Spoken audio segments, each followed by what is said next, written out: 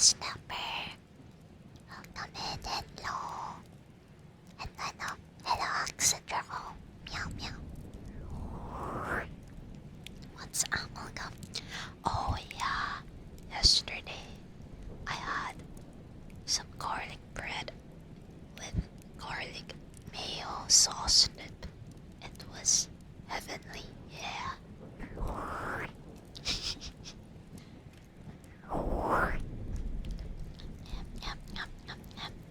Hello, wait. I forgot to remove my glasses. The sun is no longer so bright. Wait, no, not my suit. Wait, oops.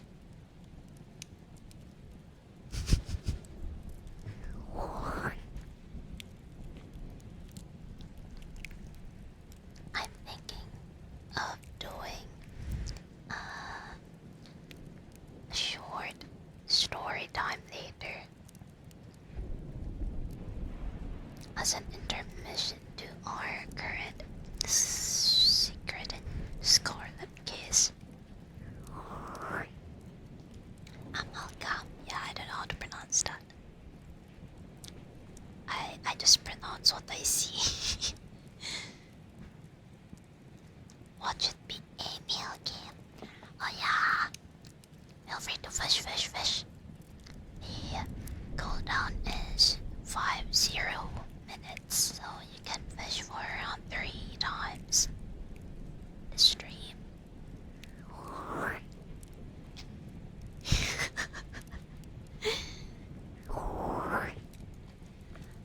I prefer pronouncing it amalgam. If I pronounce amalgam, people gonna like spell it with E instead of A if they don't know how to spell the word.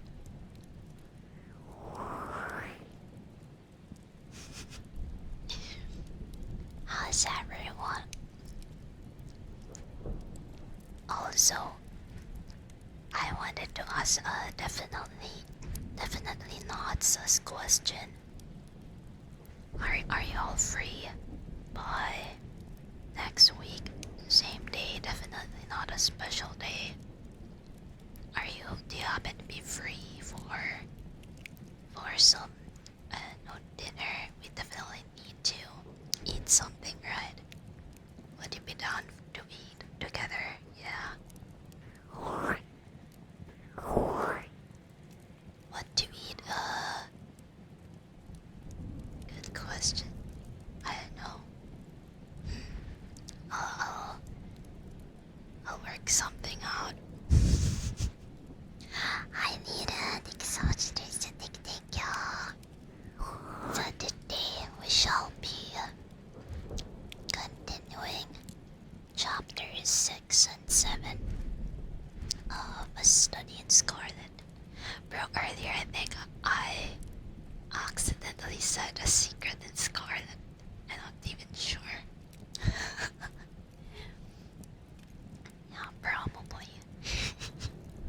Oh no, I hope you get well soon, Mike. Bad. Don't continue letting your body scream. Please. Go rest. Or else I'm gonna scream. Did we finish chapter 5 last time? Okay, so what happened last time was Watson and Holmes sent out an advertisement for a lost and found. And I think a suspect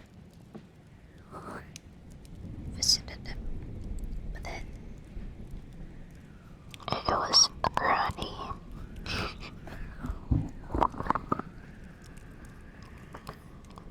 And then they tried following the granny and ended up losing them somehow. So that was their lead gun. And that's where I left off last time, if I recall correctly.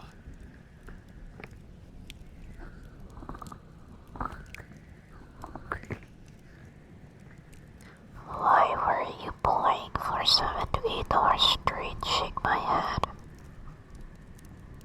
Wayfinder in Valheim. Is it really that far away? Hello, cheers. Welcome, welcome.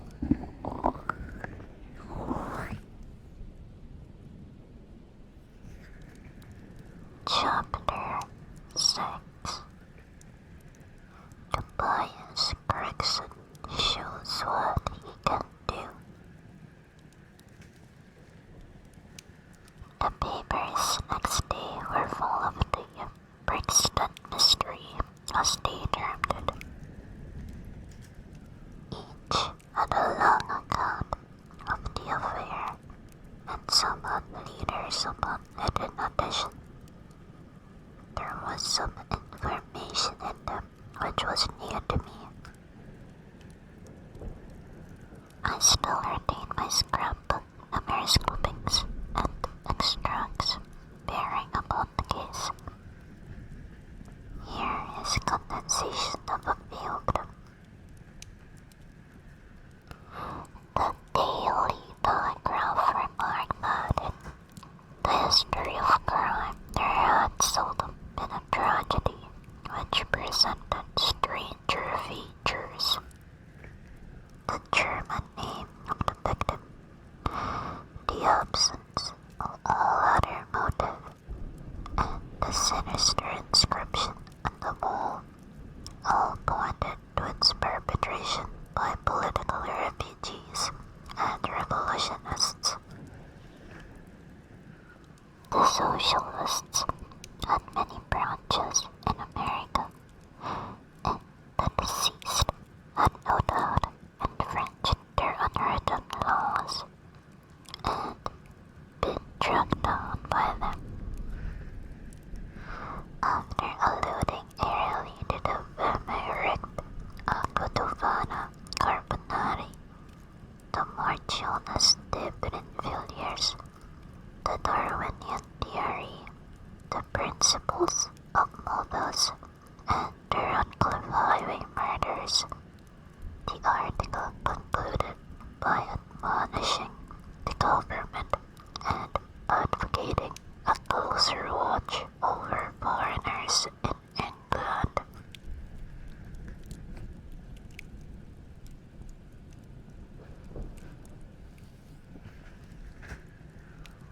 Stinky Lorraine will come in. 5 minutes, what? Pause.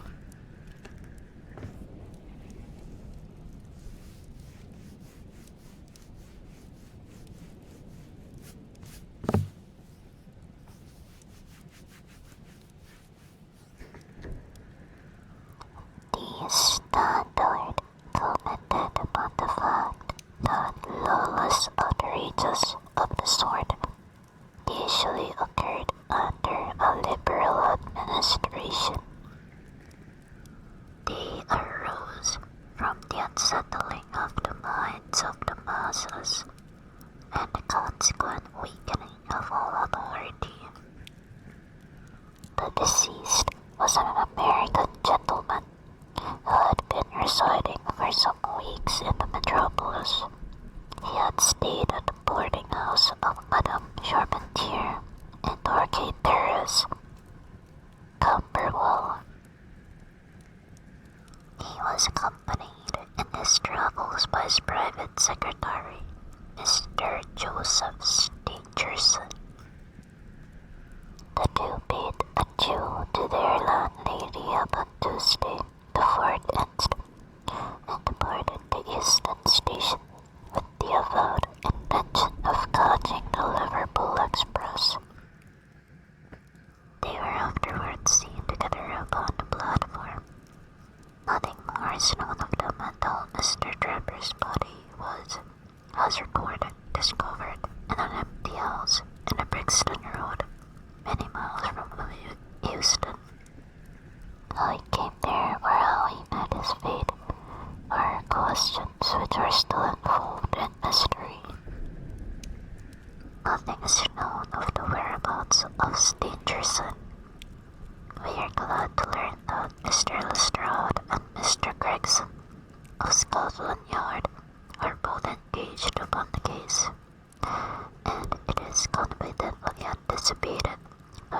these well-known officers will speedily throw light upon the matter.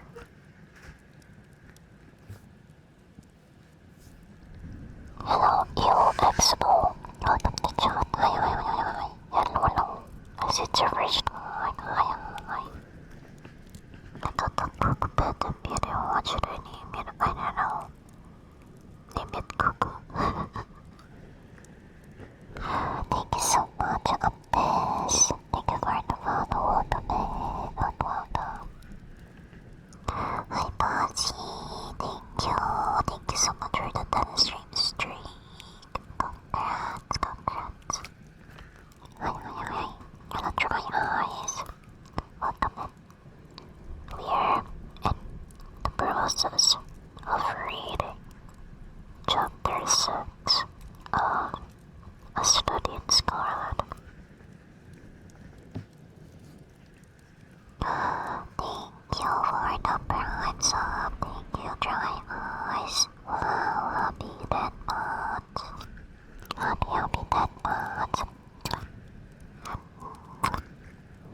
Congrats on 10 months. Thank you.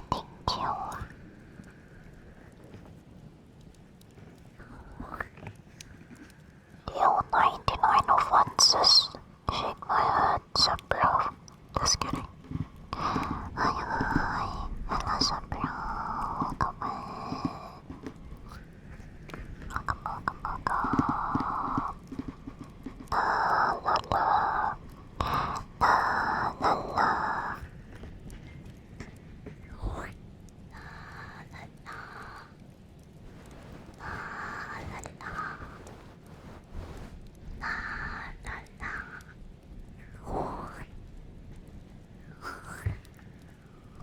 It's I'm gonna ingrain that into your brain so that whenever you check your cuckoo bed. Just kidding.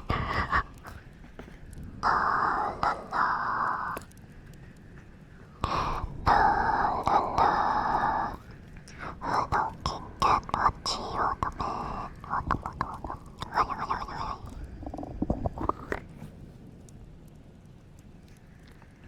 By the way, in case anyone is interested, I still have a couple of winter merchant stock, and they're still available for purchase in my coffee shop. Oh,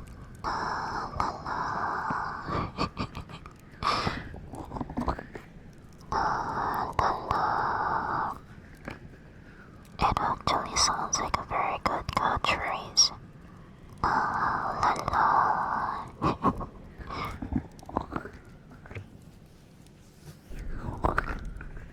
Yeah, la. Yeah, la.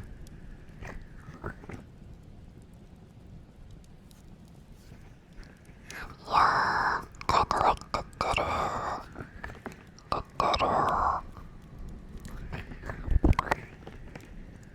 The Daily News observed that there was no doubt as to the crime being a political one.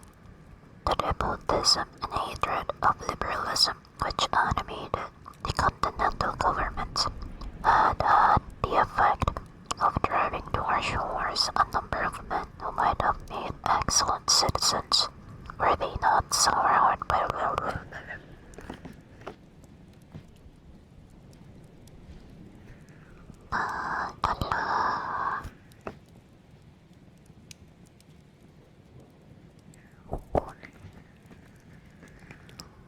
the nepotism and hatred of liberalism which animated the continental governments had the effect of driving to our shores a number of men who might have made excellent citizens, were they not soured by the recollection of all that they had undergone. Among these men, there was a stringent code of honor, any infringement of which was punished by death. Every effort should be made by the secretary, Stangerson, and to ascertain some particulars of the habits of the deceased. A great step had been gained by the discovery of the address of the house at which he had boarded, a result which was entirely due to the acuteness and energy of Mr. Gregson of Scotland Yard.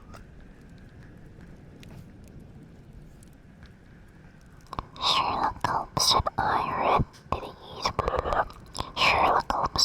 read these notices over together at breakfast, and they appeared to afford him considerable amusement. I told you that whatever happened, Lestrade and Gregson would be sure to score. That depends on how it turns out. Oh, bless you, it doesn't matter in the least. If the man is caught, it will be on account of their exertions. If he escapes, it will be in spite of their exertions. It said, I win and tails you lose. Whatever they do, they will have followers. And then, wait, what? How do you even read this? I don't know how to speak this. It looks like French. Rip. I can't XD Walkman. Hi. And a cloud void. Hi. As it's superstar Walkman. Yeah, let me copy paste.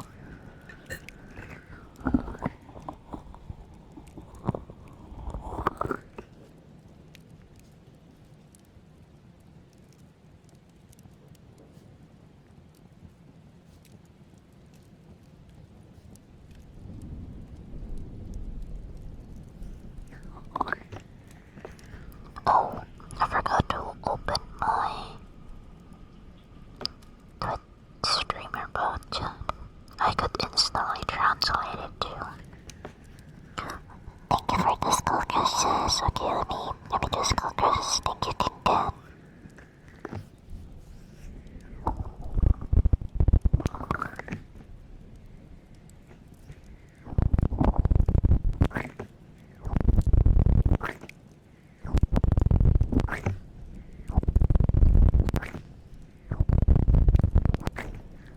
Hello, stop, welcome in.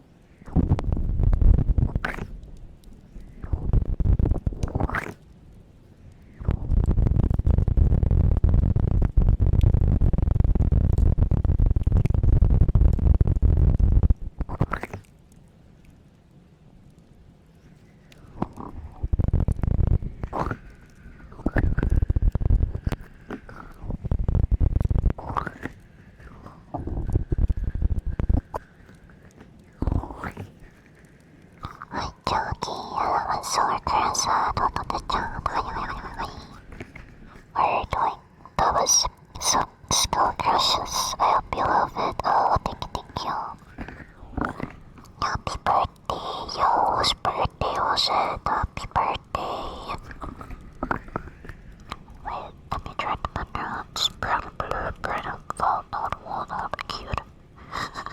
What kind of a ship it is?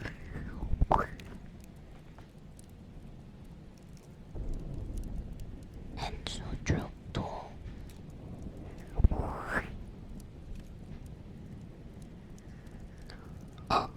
soon drove to shore and Blossom Clark and Marwood.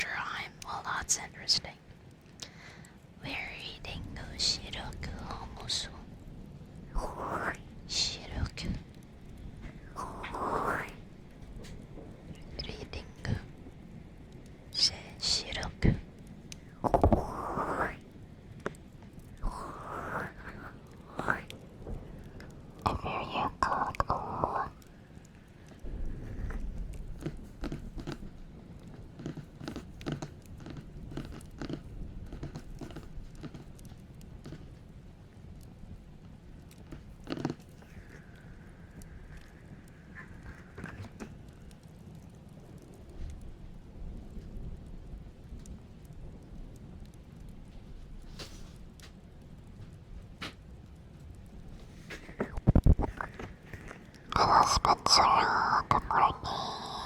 Glad to see you. We're also reading Chapter 6 of Sherlock Holmes.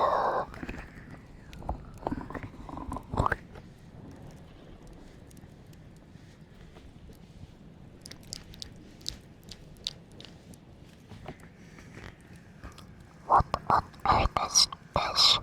I cried. For at this moment there came the pattering of many steps in the hall and on the stairs, accompanied by audible expressions of disgust upon the part of our landlady.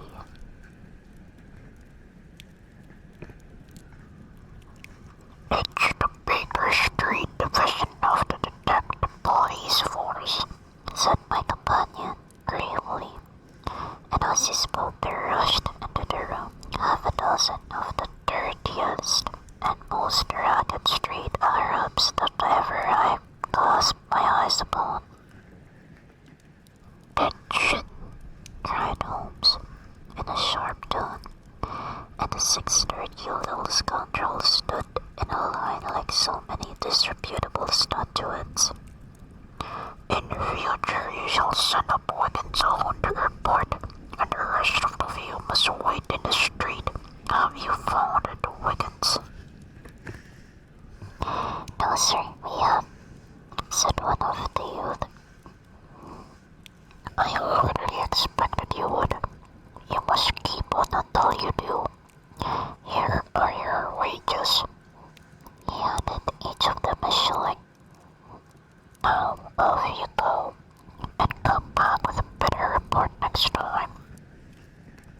He waved his hand, and they scampered away downstairs like so many rats, and we heard their shrill voices next moment in the street.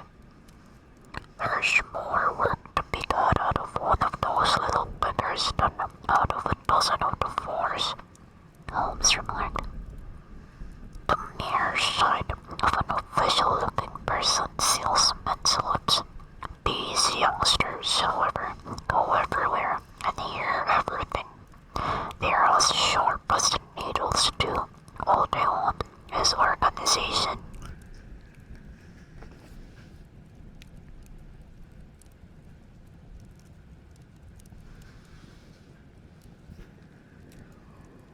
"Is it on this Brixton case that you're employing them?"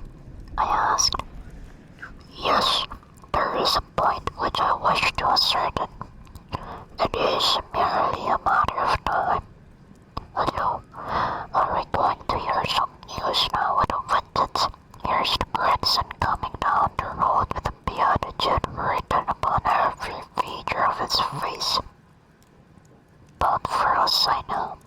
Yes, he's stopping. There he is."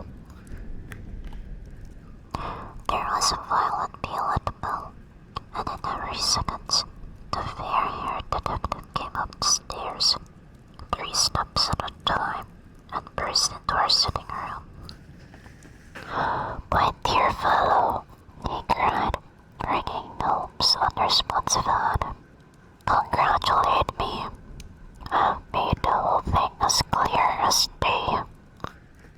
A shade of anxiety seemed to come across my companion's expressive face. "Do you mean that you're on the right track?" he asked. "The right track? Why, sir, have we have the man under lock and key."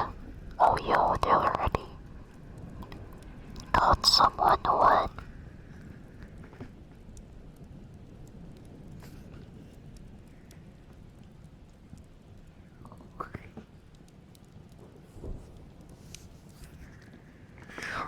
"Oh, so welcome in fallen and gay reposado. Welcome, thank you so much for the follows. We're reading some Sherlock Holmes.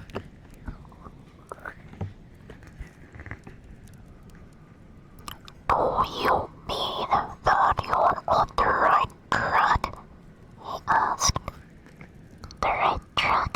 Why, sir, we have the man under lock and key. And his name is..."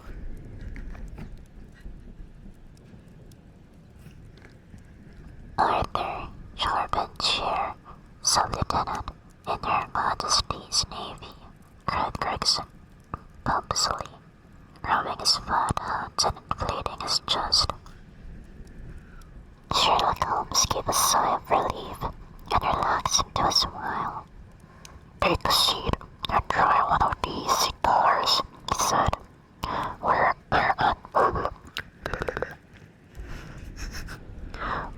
anxious to know how you managed it. Will you have some whiskey and water?" "I don't mind if I do," the detective answered. "The tremendous exertions which I have gone through during the last day or two have worn me out. Not so much bodily exertion, you understand, as the strain upon the mind. You will appreciate that, Mr. Sherlock Holmes, for we are both brain workers." "You do me too much honor," said Holmes, gravely. "Let us hear how you arrived at this most gratifying result." The detective seated himself in the armchair, puffed complacently at his cigar, then suddenly he slapped his thigh in a paroxysm of amusement. "That's funny. The fun of it is," he cried, "that the fool Lestrade, who thinks himself so smart, has gone off upon the wrong track altogether. He is after the secretary's Stangerson, who had no more to do with the crime than a babe unborn. I have no doubt that he has caught him by this time."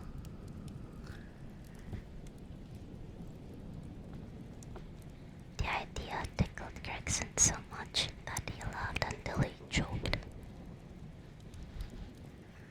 "And how did you get your clue?"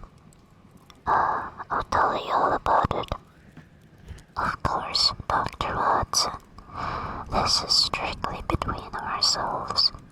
The first difficulty which we had to contend with was the finding of this American's antecedents. Some people would have waited until their advertisements were answered, or until parties came forward and volunteered information. That is not the pious Gregson's way of going to work. You remembered he had beside the dead man. "Yes," said Holmes, "by John Underwood and Sons, 129 Cumberland Road." Gregson looked quite crestfallen. "I had no idea that you noticed that," he said. "Have you been there?" "No," cried Gregson in a relieved voice. "You should never neglect a chance, however small it may seem." "To a great mind, nothing is so little," remarked Holmes sententiously.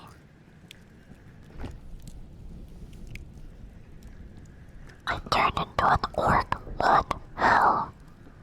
Also, welcome in, Dragomangos. Welcome, thank you so much for the follow. We are reading some Sherlock Holmes today.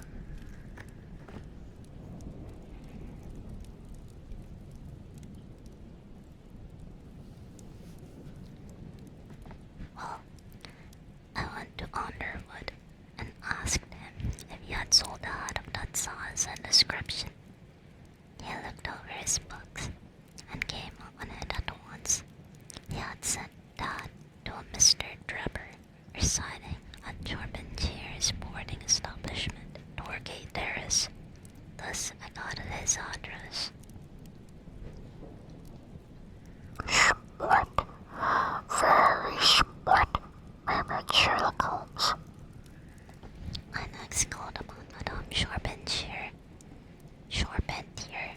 Now I'm insecure. I don't know how to pronounce this name.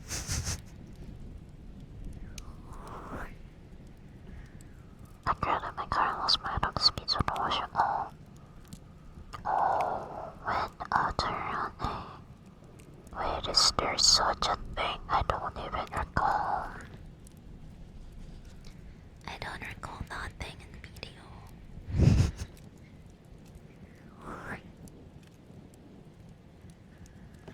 I found her very pale and distressed. Her daughter was in the room. Wait.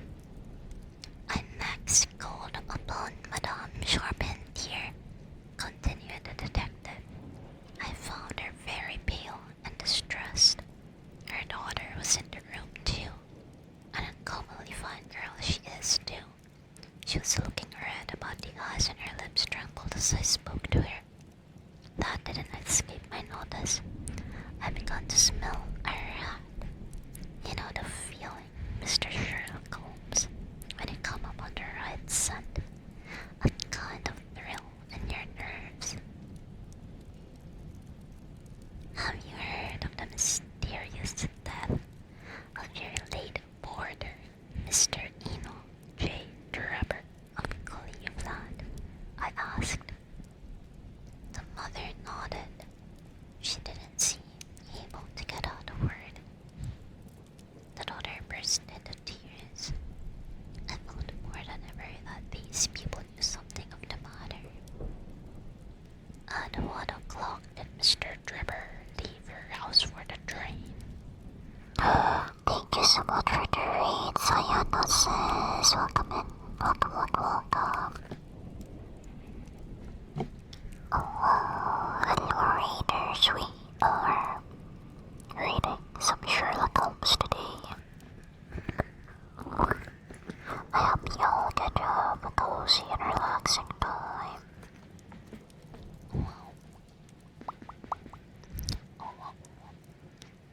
Let me hit that cute purple heart button. Join us in following Sienna says. Make sure to go follow them and check their channel out. On a web or is the same sawdust not on grinding stone.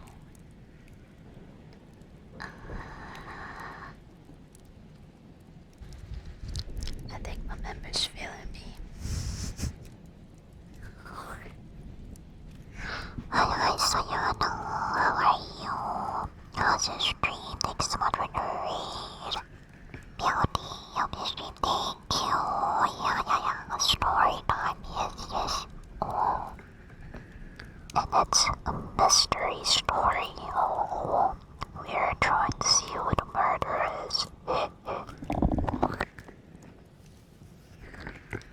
Don't forget to hydrate after your stream, by the way, and take care of yourself. Okay, Sayana, thank you so much for seeing a community. I hope everyone gets to have a cozy and relaxing time here.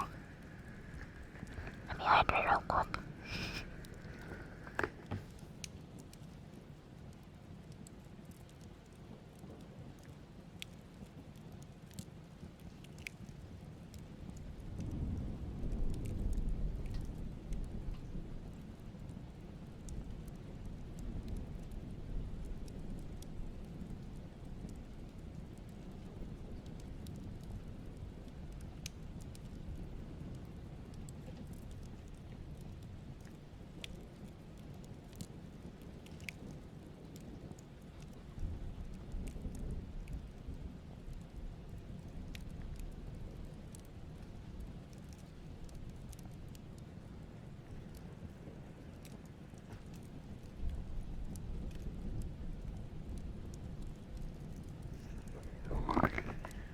Yo.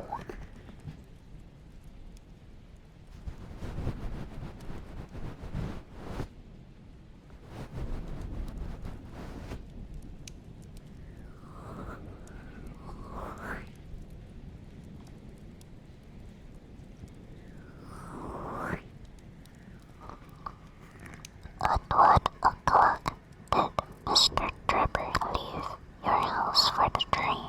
I asked. At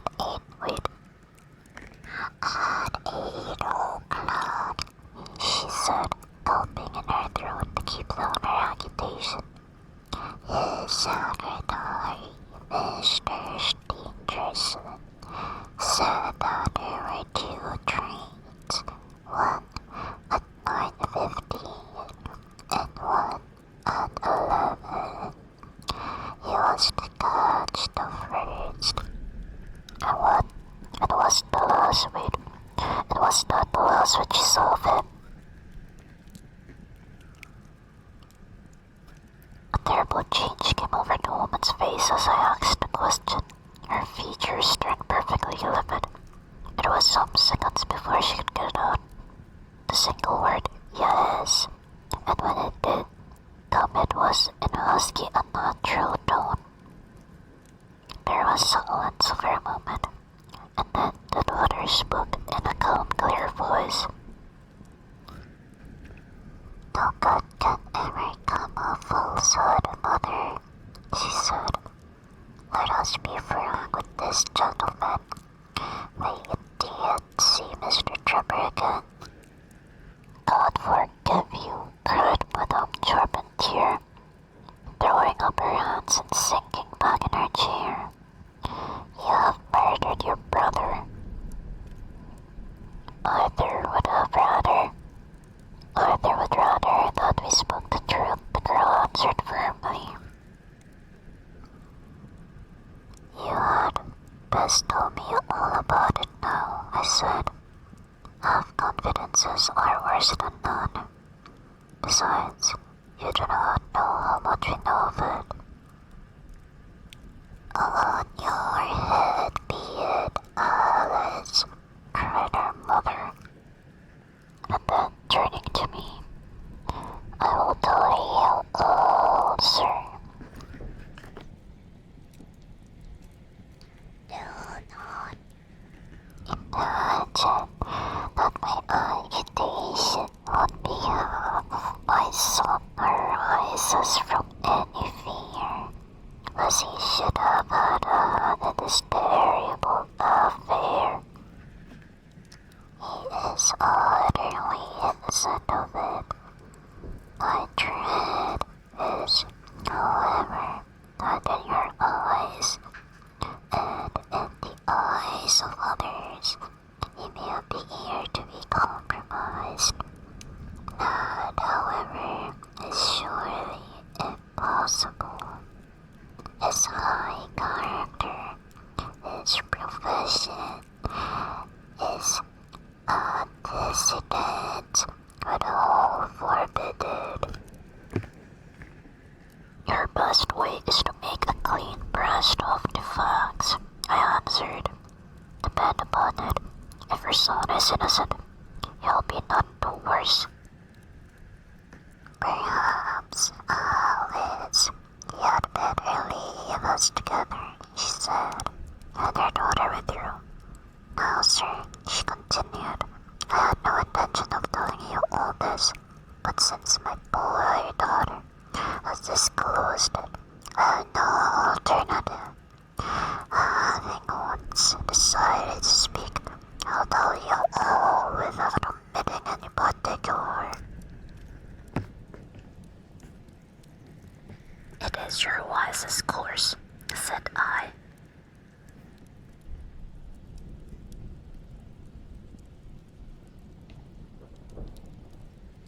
Hello, Aspas Ass, welcome in. Fluffy Kim. I think I know what you're talking about. Hi, Fatster, welcome in. Welcome. Oh yeah, did you all notice? It seems like the ASMR category on Twitch has a new graphic. I don't know if it's a permanent thing or if they just changed it for a temporary time. That's all it. Welcome in. I forgot. I don't know who Obi-Wan Kenobi is, but I just know he's from Star Wars. I forgot. I don't know how he looks like.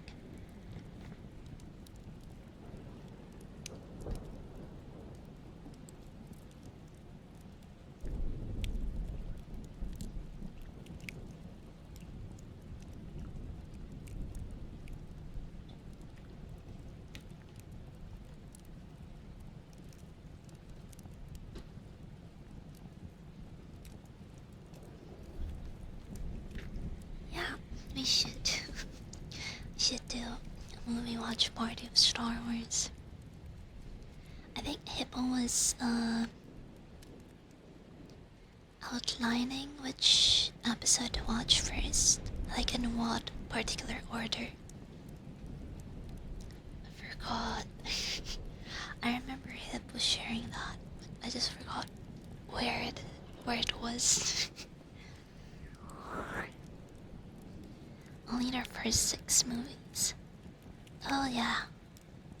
Okay. Man, so does that mean it has more than 6 movies? That's a lot. Okay, I'm gonna do a short intermission.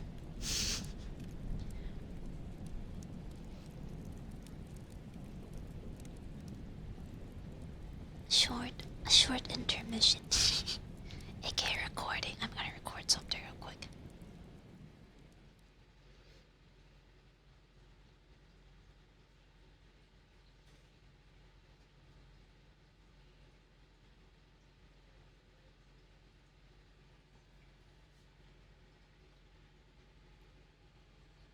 Today, I will be telling you a story of a thief that was stealing from my Neko cafe for a long...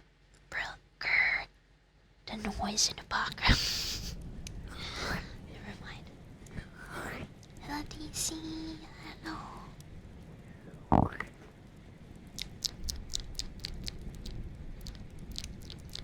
I realized counter includes decimals. Whoopsie.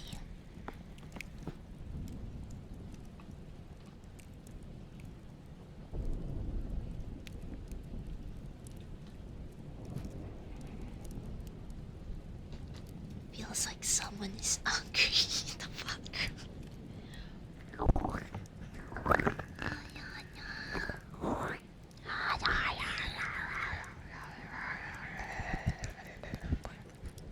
How long is this? Let me check.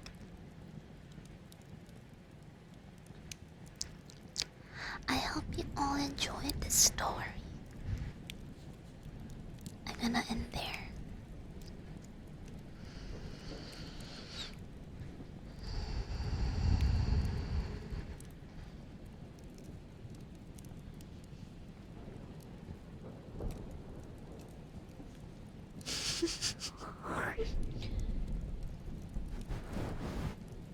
I don't know if that's accurate or not.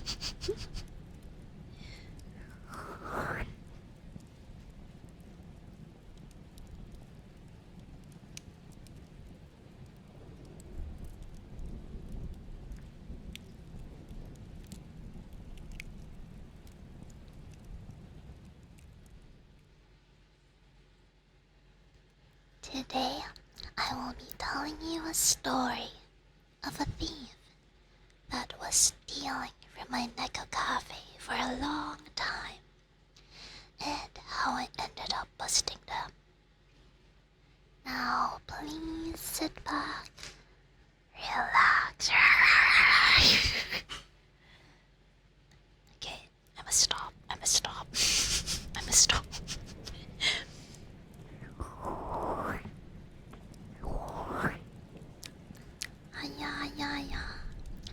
No, I just heard some background noise in the background.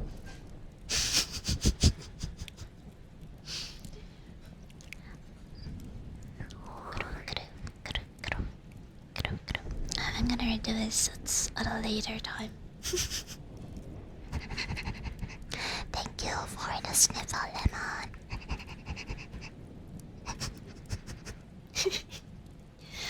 I know, right? Please relax.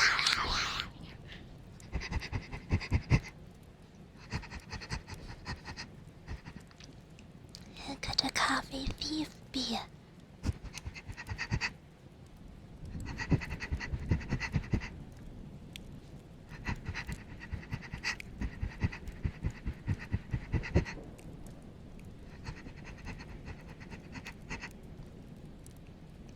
By the way, next week I still have a single day which I'm not sure what to do on stream. Do you have any game recommendations for Valentine's? I mean, wait, no, I spoiled it, never mind. Stardew, but that's the usual game we play.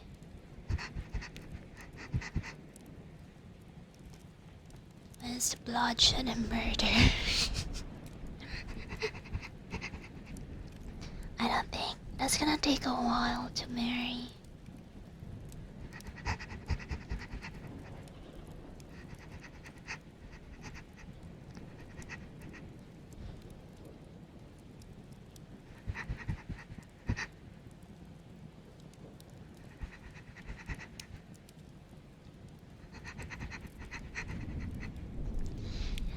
I smelled it. I smelled the footsteps of the perpetrator. I've got a lead now. Alright, I'm gonna follow Chad. Follow their smell. Their stench. Definitely so evident.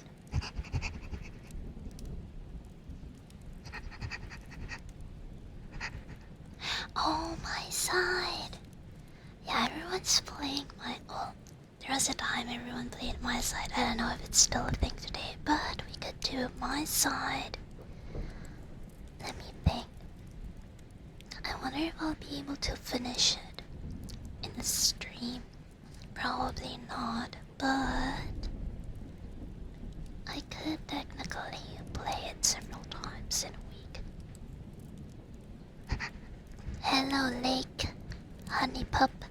Hi, hi, hi. Welcome. I see it's your first time. Welcome in.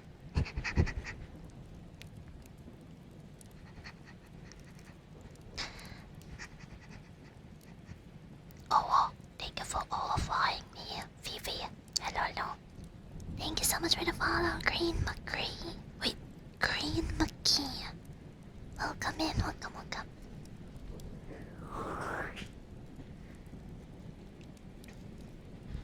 A gardening ambience, gotcha. That doesn't bonk you. Well, so far I haven't been bonked by any rain before. Hey, XDD, XDD, XD, hello. Welcome, welcome. Thank you so much for the follow. These OO eyes. I know, right? I love them. Hey, wait till you see the UU eyes.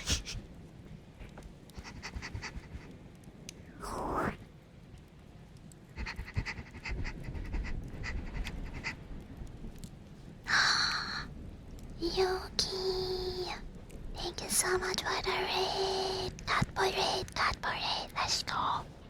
Thank you, how are you? How was your stream? Welcome in, raiders. Welcome, hello Neria, hello Risky. Hi. Thank you so much for the raid, welcome in. This ring ambience also gets muted during my BRB screen. That's not normal. Oh, I see. Thank you so much for the follow, Boku Wizard. It was cool, Mama, we just crashed. No. What version is your OBS? You know, I keep getting that pop-up to update, but I never pressed it yet because I'm too scared, too traumatized by the past. Every new update scares me. I usually don't update my OBS that often, which I think I should, but I was too scared.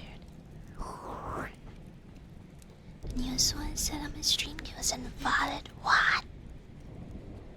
That's such a big bug. Any OBS is safe to update. I think the latest update I did was the SE Live plugin, which supports multi-streaming, but then I don't see the dock. It says there's a new dock for multi-streaming, but I don't see it. I don't know where it is. And when you have XT, the other bug it had on older GPUs. Oh, so that means if I'm running on the older driver, it still works, right? Is that what it means? Hello, Gozopod. Hello. Don't forget to hydrate, Yuki. Also, I hope your OPS gets to get fixed soon. But. It works. I have it. It works. But I thought you have a newer driver than mine. Maybe try restarting OBS. Who knows, it might help. The only thing is some of the features in OBS won't work. Like what? Which particular features?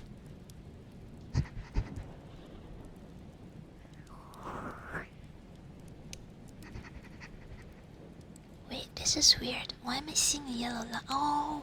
Oh, it's a hot break. I'm sorry, I forgot to warn. Hot break, whoops. Sees yellow line, forgot all about the ad.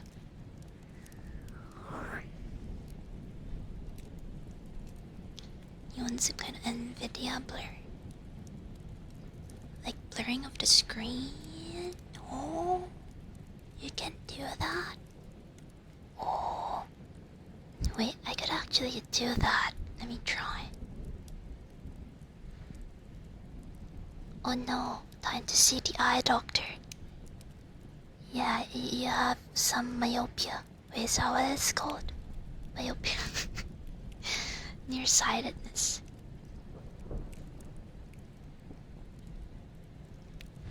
Time to wear glasses. Time to wear glasses. How many tails do I have?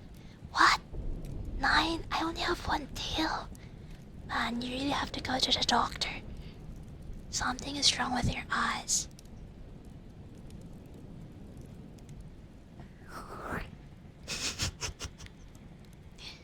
Five, 6 should be saved to download for. Oh, okay. I forgot which version is the most stable. Like the latest, that's also most stable. I usually go for the most stable. That's also the latest one. That's most stable, but not the latest. The latest stable.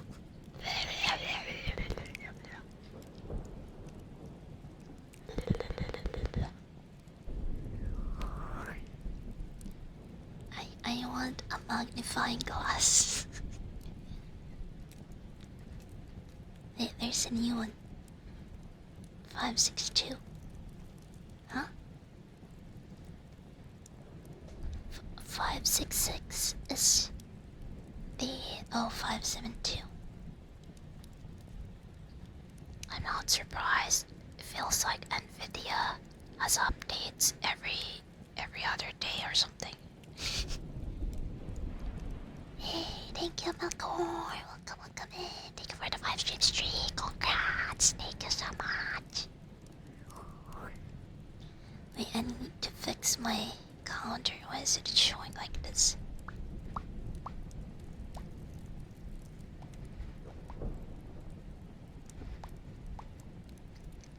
It's because of the decimals.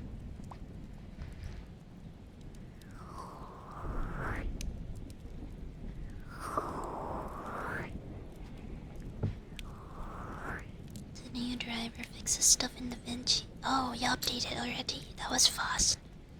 And in CapCut too. Oh. Wait, which CapCut features did the new driver blocked up? Oh, CapCut. Okay. So far I haven't encountered any issues with CapCut. Thank you so much for the follow, Mizu. Welcome in, welcome.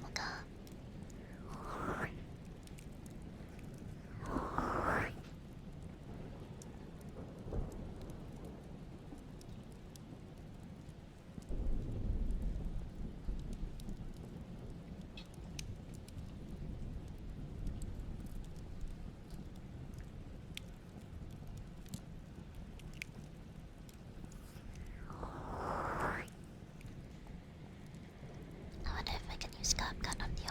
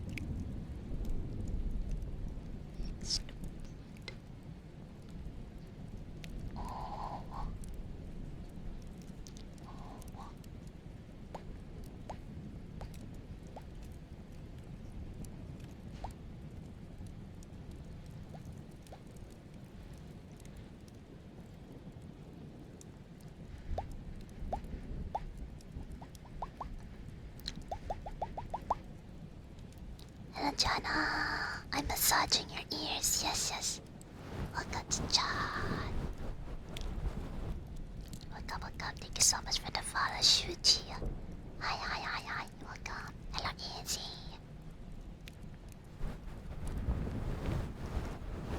I know the limit I can see because of the phone. Hey, what? It's not even volcanic levels.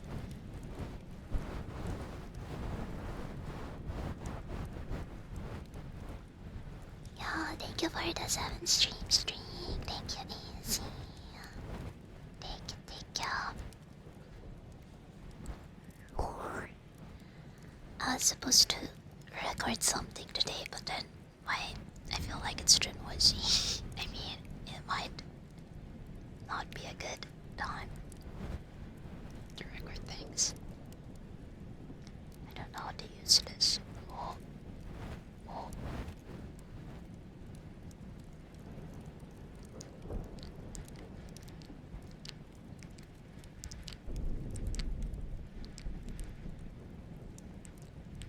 Landing speed.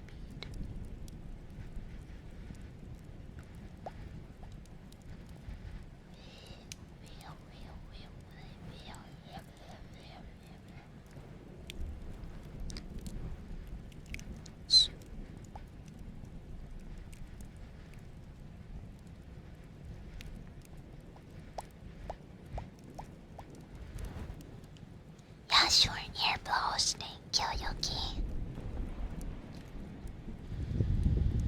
The bits just don't go up there, yeah. I think the decimal is from bits, yep. You have to realize I'm Danish, so I need about 30 degrees will mobilize me. But it isn't above 30 degrees. Well, not yet, I think. Honestly, I don't know. Thank you, Jana. If I unblur, wait, am I still blurred? I forgot. Whoopsie.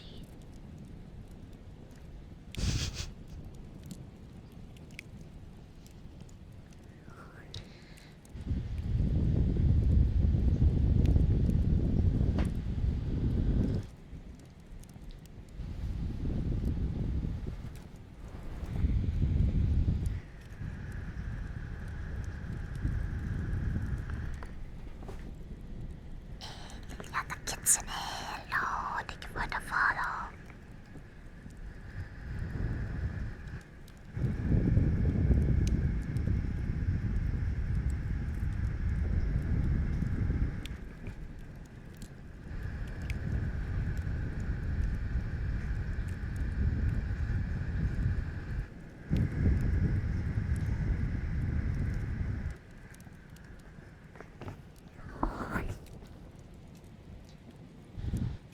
I feel like right now my PC fonts are dying. I can hear it when I do ear blows. Whoops. Really feels like after 82 degrees Celsius. Fair, and it's also very humid. Not really dry, but that just means you don't need moisturizer for your face, right? Because it's always humid. There's always moisture in the air, and that won't dry out your face. Probably.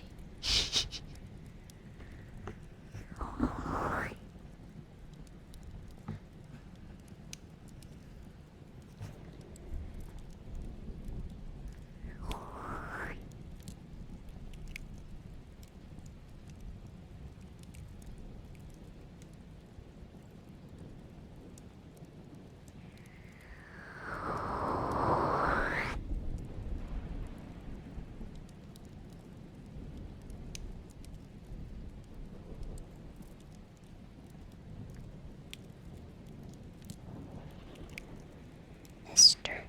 Trevor has been with us nearly 3 weeks. He and his secretary, Mr. Stangerson, had been traveling on the continent. I noticed a Copenhagen label upon each of their trunks, showing that had been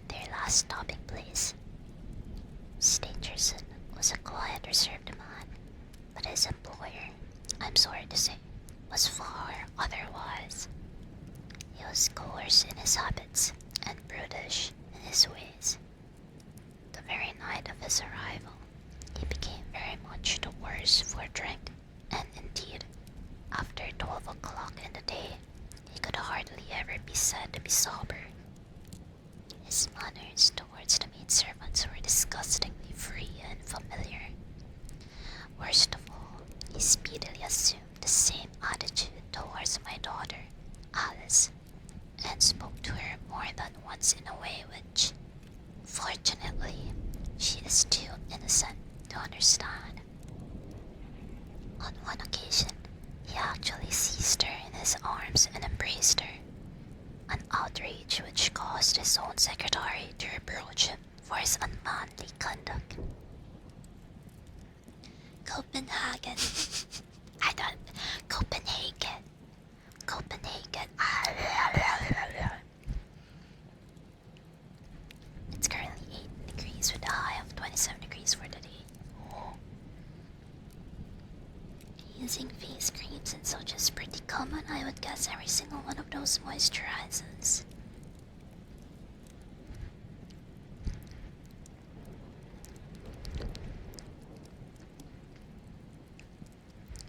Hi, EJ. Hello. Yeah. Welcome in. Welcome. Copenhagen.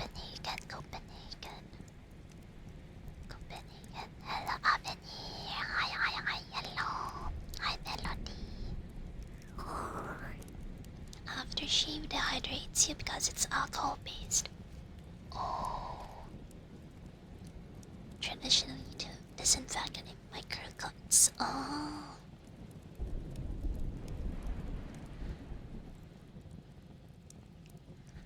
I didn't know creams can be alcohol based. That's new. I thought it's either oil based or water based. Did I get Copenhagen right? Copenhagen or Harg? What? Copenhagen.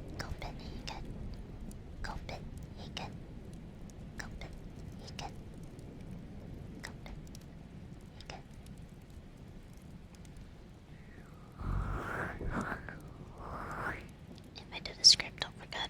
I probably won't today, but maybe next week. Copenhagen. Okay. Now I know how to trigger Danes. Copenhagen.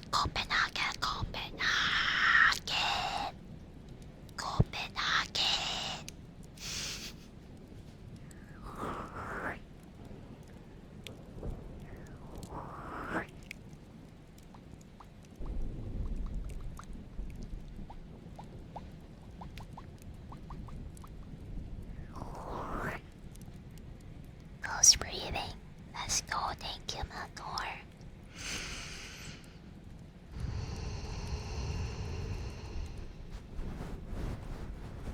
Hello, Timmy. Hello. Welcome.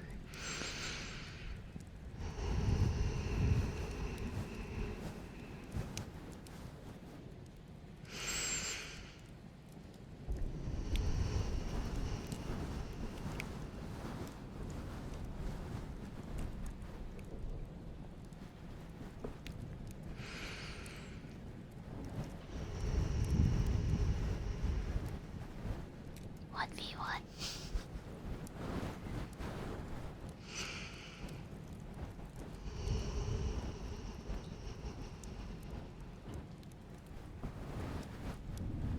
I challenge you to a PvP in pronunciation.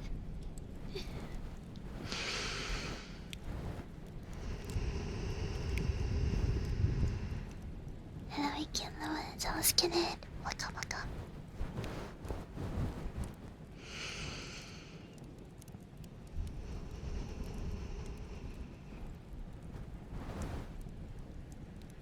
I'm really happy it was Runeberg's day here in Finland on Wednesday, which means stores have been selling Runeberg torts. Torties. Oh. what do they taste like? I've never heard of them before. Let me look them up. Torts. Are they similar to tarts?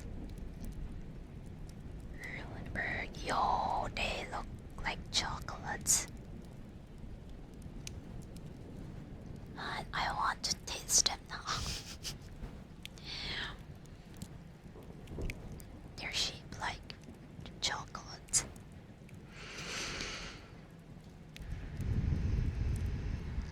Cakes. Ruinberg Torti is a Finnish torti. I don't know how you pronounce torti. Forgive me if I'm mispronouncing it. Oh, it's flavored with almonds. And arak or rum. Weigh about 100 grams. It usually has raspberry jam. Yo! It's raspberry almonds. Wow.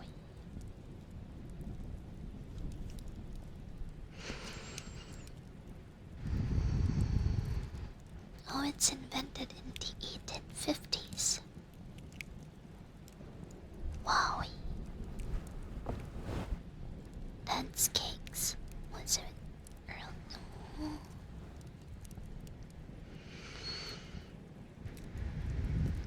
It's said like tort. I see. It kinda sounds like tart. But it's tort.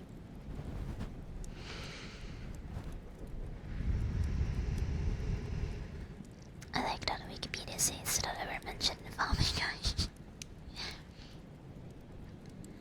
I guess that's Wikipedia for you. Anyone can edit it, right?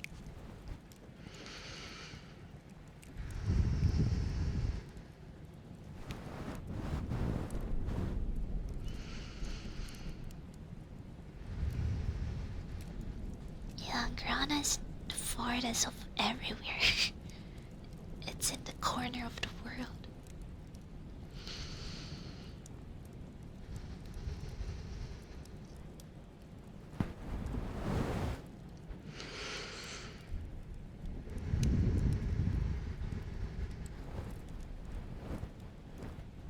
I'm gonna try to make them. Yo, I wanna see if you will finally do. Johan Runeberg was one of the most important Finnish poets. 5th of February was his birthday. Oh, wow! His favorite pastry that his wife invented. Yo, that's so sweet. Amazing. Imagine inventing a new pastry.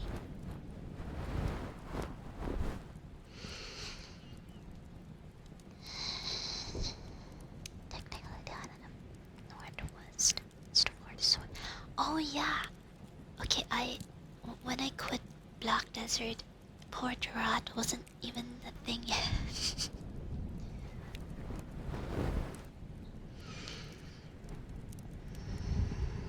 But man, imagine having to sail all the way there every single time.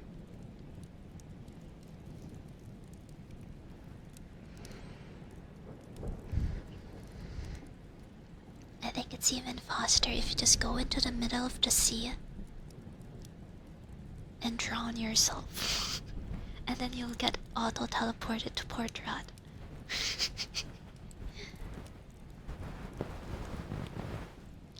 Oh yeah, I forgot. I think you can teleport things. I just don't remember. I know there's a compass in Black Desert, but I forgot how to use it. They're not super difficult to make. Oh.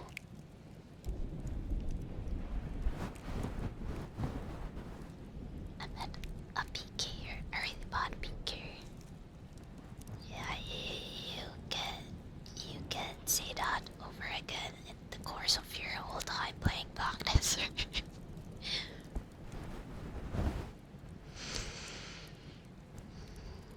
I don't need to invent any more pastries. You're all the sweet I need in my life. Okay, that's gonna be a stolen res. Panic, don't drown yourself. In BTO, in game. Oh yeah, I don't remember until when the Black Desert promo is going out for.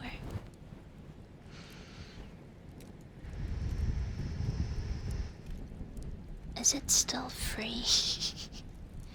In case it is, y'all better go download Black Desert. It's the game I couldn't.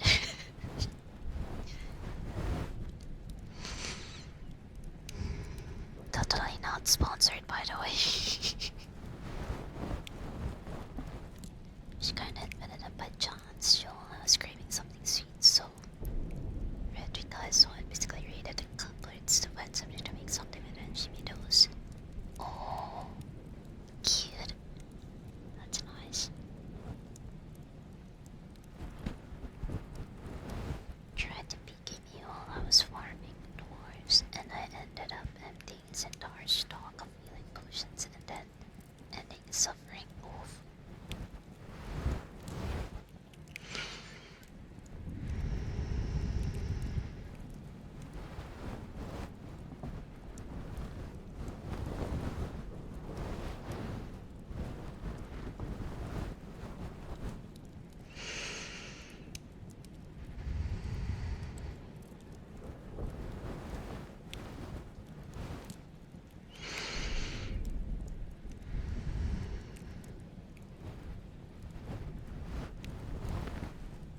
I think it was 5 levels below me and he was in very class. Oh. Weird though that he wanted to PK.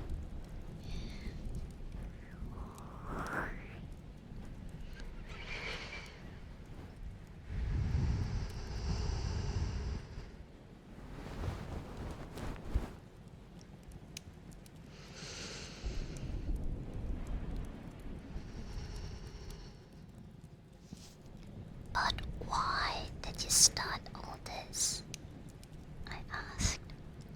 I suppose that you can get rid of your borders when you wish. Mrs. Sharbent here blushed at my pertinent question. Would to God that I had given him notice on the very day that he came, she said. But it was a sore temptation. They were paying £1 a day each, £14 a week, and this is the slack season. I am a widow, and my boy in the Navy has cost me much. I grudged to lose the money. I acted for the best. This last was too much, however, and I gave him notice to leave on account of it. That was the reason of his going. Well, my heart grew light when I saw him drive away. My son is on leave just now, but I did not tell him anything of all this, for his temper is violent, and he is passionately fond of his sister. When I closed the door behind them, a load seemed to be lifted from my mind. Alas, in less than an hour, there was a ring at the bell, and I learned that Mr. Drebber had returned. He was much excited, and evidently the worse for a drink. He forced his way into the room where I was sitting with my daughter, and made some incoherent remark about having missed his train. He then turned to Alice, and before my very face, proposed to her that she should fly with him. You are of age, he said, and there is no law to stop you. I have money enough to spare. Never mind the old girl here, but come along with me and I'll go straight away. Bro, what the heck? Wait, this Mr. Drebber, very sus.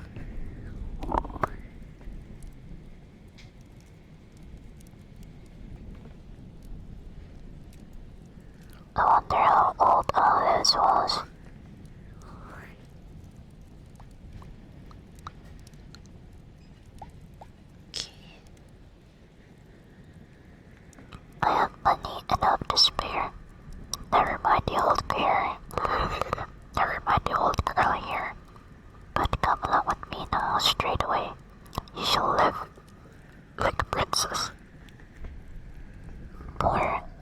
Mistress was so frightened that she shrunk away from him, but he caught her by the wrist and endeavored to draw her towards the door. I screamed, and at that moment my son Arthur came into the room. What happened then I did not know. I heard oaths and the confused sounds of a scuffle. I was too terrified to raise my head. When I did look up, I saw Arthur standing in the doorway, laughing, with a stick in his hand. I don't think that fine fellow will trouble us again, he said. I will just go after him and see what he does with himself. With those words, he took his hat and started off down the street. The next morning, we heard of Mr. Tripper's mysterious death.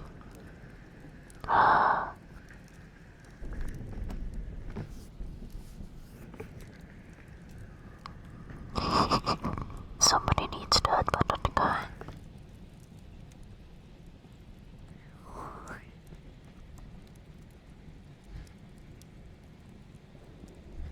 Also, I'm gonna BRB real quick. Don't go anywhere.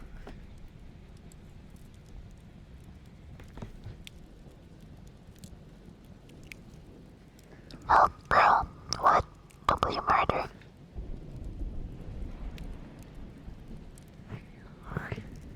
Tower of Wood. Where is that? I don't know where that is.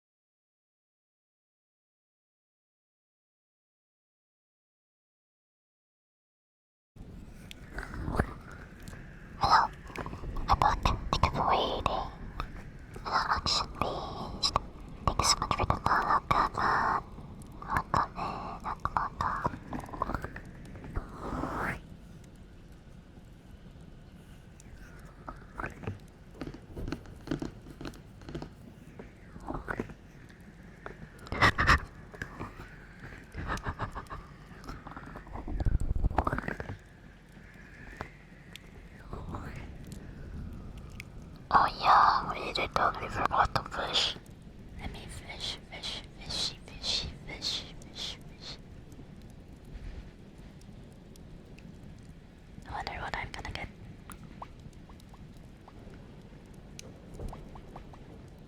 Are you kidding me? Also, welcome in Action Beast. We are unraveling a murder.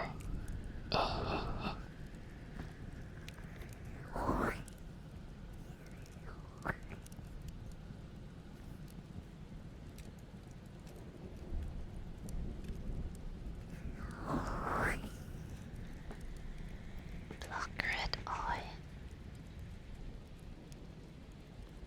Hermit crab. I wonder if you can catch a starfish in this game.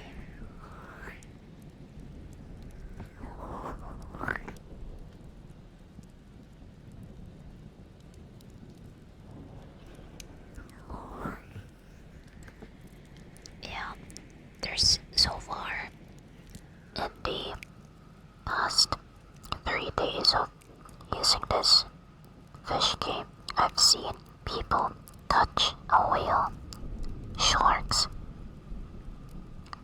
coffee cups, crabs. Yeah, there's probably starfishes in here.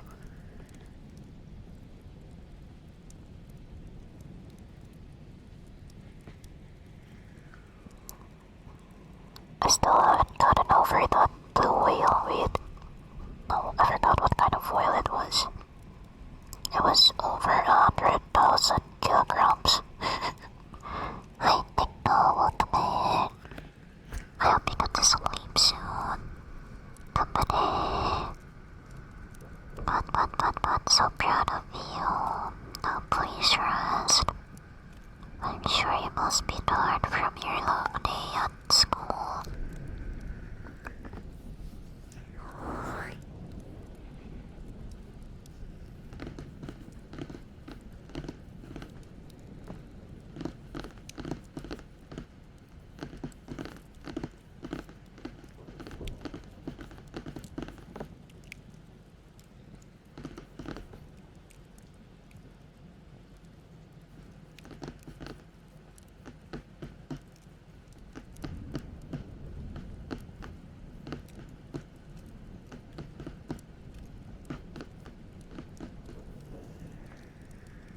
But I have homework.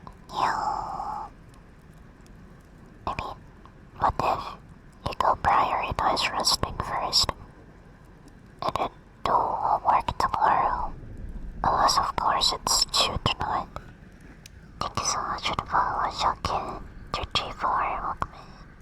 Thank you, Lyra. Thank you so much. Okay, yes.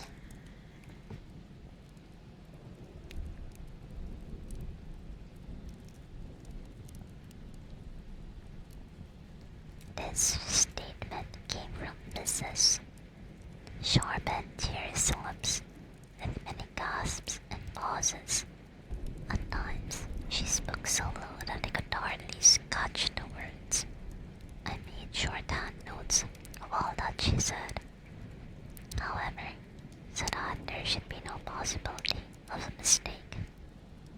It's quite exciting, said Sherlock Holmes with a yawn. What happened next? Without imagining Sherlock Holmes being like, oh, it's quite exciting. What happens next?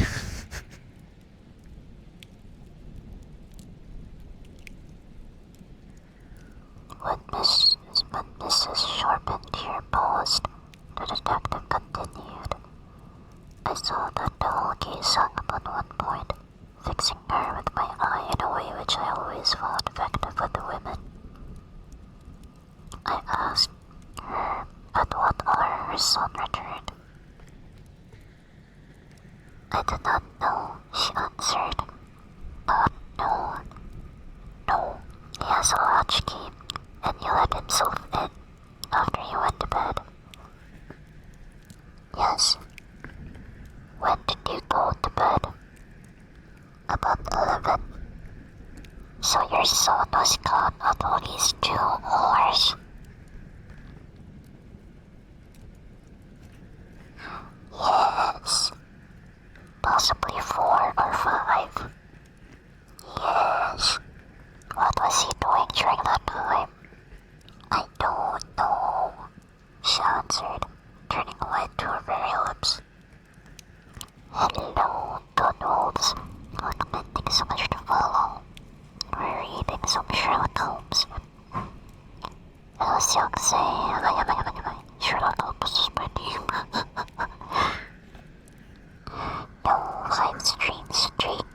so much, Nico.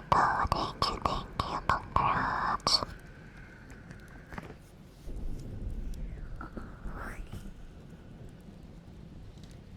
I feel like my OBS is a bit laggy.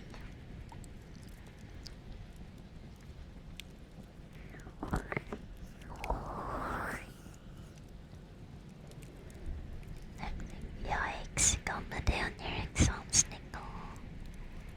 Kapade.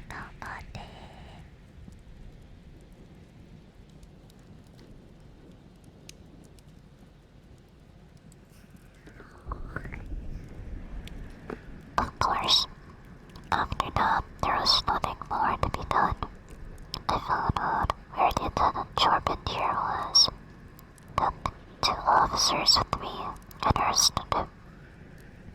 When they touched him on the shoulder and warned him to come quietly with us, he answered us as bold as brass. I suppose you're arresting me for being concerned in the death of that scoundrel Trevor, he said. We had said nothing to him about it, so that his alluding to it had a most suspicious aspect. Very, said Holmes.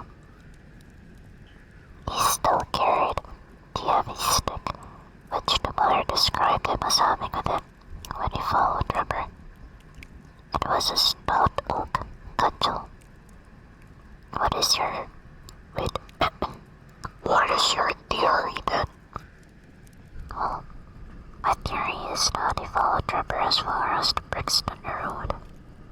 When there, a fresh altercation arose between them, in the course of which Trevor received a blow from the stick in the pit of the stomach, perhaps, which killed him without leaving any mark.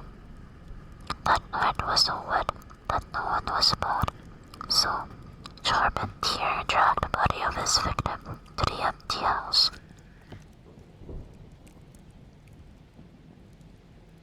As to the candle and the blood and the writing on the wall and the ring, they may all be so many tricks to throw the police onto the wrong scent. Well done, said Holmes in an encouraging voice. Really, Gregson, you're getting along. We shall make something of you yet. We shall make something of you yet. I flatter myself that I have managed rather neatly, the detective answered proudly. The young man volunteered a statement in which he said that after following Trevor some time, the latter perceived him and took a cab in order to get away from him. On his way home, he met an old shipmate and took a long walk with him. On being asked where this old shipmate lived, he was unable to give any satisfactory reply. I think the whole case fits together uncommonly well. What amuses me is to think of Lestrade, who had started off upon the wrong scent.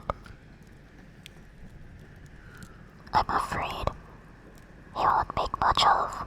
Why, by Jove, here's the very man himself.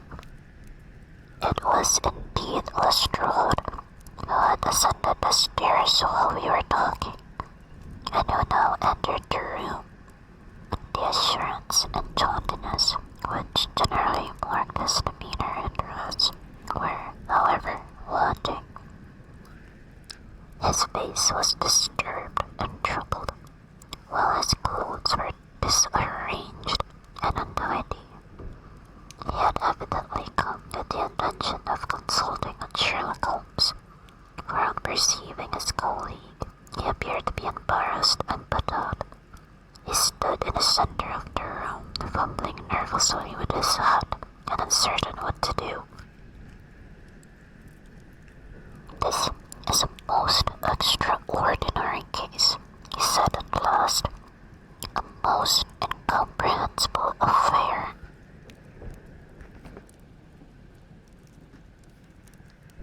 Ah, you find it so, Mr. Lestrade, cried Gregson truthfully.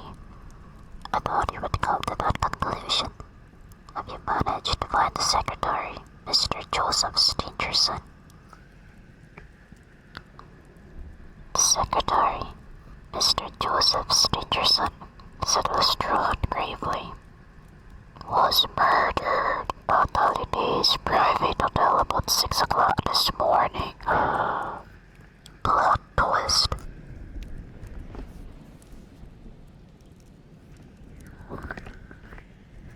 Seven tails? Are you sure? Do I have only 7 tails? Let me count.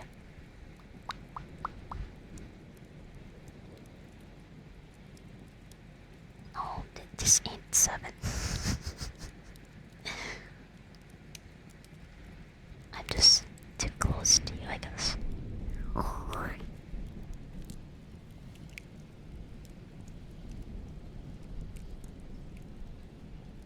Yeah, murder. There's murder. I know, such a plot twist.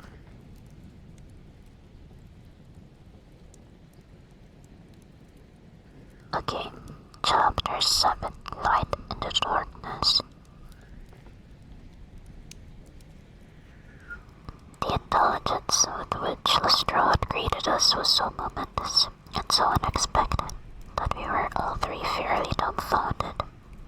Gregson sprang out of his chair and upset the remainder of his whiskey and water.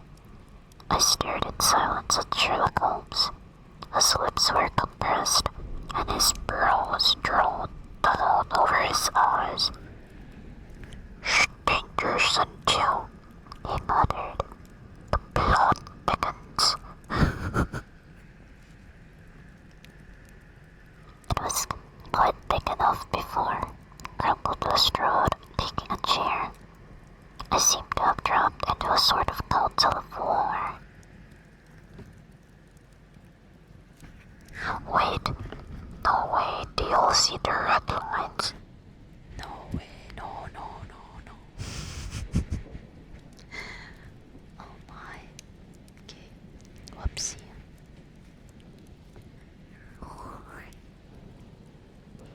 Yeah, I just realized I forgot to turn something off.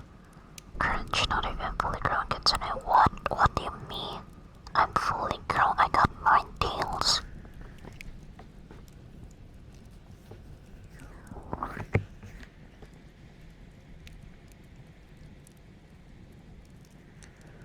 Are you sure of this piece of intelligence? Stammered Gregson. I have just come from his room, said Lestrade. I was the first to discover what had occurred. We have been hearing Gregson's view of the matter. Holmes observed. We have been hearing Gregson's view of the matter, Holmes observed. Would you mind letting us know what you have seen and done? I had no objection, Lestrade answered, seating himself. I freely confess that I was of the opinion that Stangerson was concerned in the death of Mr. Trevor. This fresh development has shown me that I was completely mistaken. Full of the one idea, I set myself out to find what had become of the secretary. They had been seen together at Euston Station about 8:30 on the evening of the 3rd. At 2 in the morning, Trevor had been found in the Brixton Road. The question which confronted me was to find out how Stangerson had been employed between 8:30 and the time of the crime, and what had become of him afterwards. I telegraphed to Liverpool, giving a description of the man, and warning them to keep a watch upon the American boats. I then sent word calling upon all the hotels and lodging houses in the vicinity of Houston.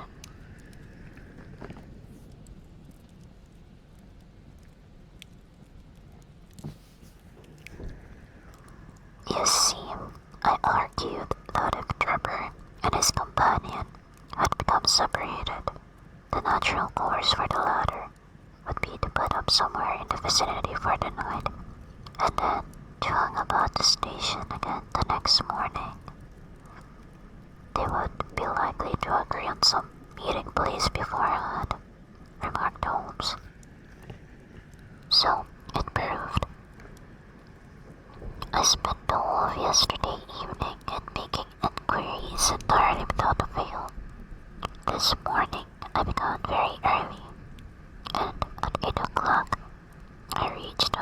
his private hotel in Little George Street. On my inquiry as to whether Mr. Stangerson was living there, they at once answered me in the affirmative. No doubt you are the gentleman whom he was expecting, they said. He has been waiting for a gentleman for 2 days. Where is he now? I asked. He is upstairs in bed. He wished to be called at 9. I'll go up and see him at once, I said. It seemed to me that my sudden appearance might shake his nerves and lead him to say something unguarded. The Boots volunteered to show me the room. It was on the 2nd floor. And there was a small corridor leading up to it. The Boots pointed out the door to me and was about to go downstairs again when I saw something that made me feel sickish, in spite of my 20 years experience. From under the door, there curled a little red ribbon of blood, which had meandered across the passage and formed a little pool along the skirting on the other side. I gave a cry, which brought the plot thickets. Yeah. I gave a cry, which brought Boots back. He nearly fainted when he saw it. The door was locked on the inside, but we put our shoulders to it and knocked in it. The window of the room was open, and beside the window, all huddled up, lay the body of a man in his nightdress. He was quite dead, and had been for some time, for his limbs were rigid and cold. When he turned him over, the Boots recognized him at once as being the same gentleman who had engaged the room under the name of Joseph Stangerson. Tonton! The cause of death was a deep stab in the left side, which must have penetrated the heart. And now comes the strangest part of the affair. What do you suppose was above the murdered man? Tonton!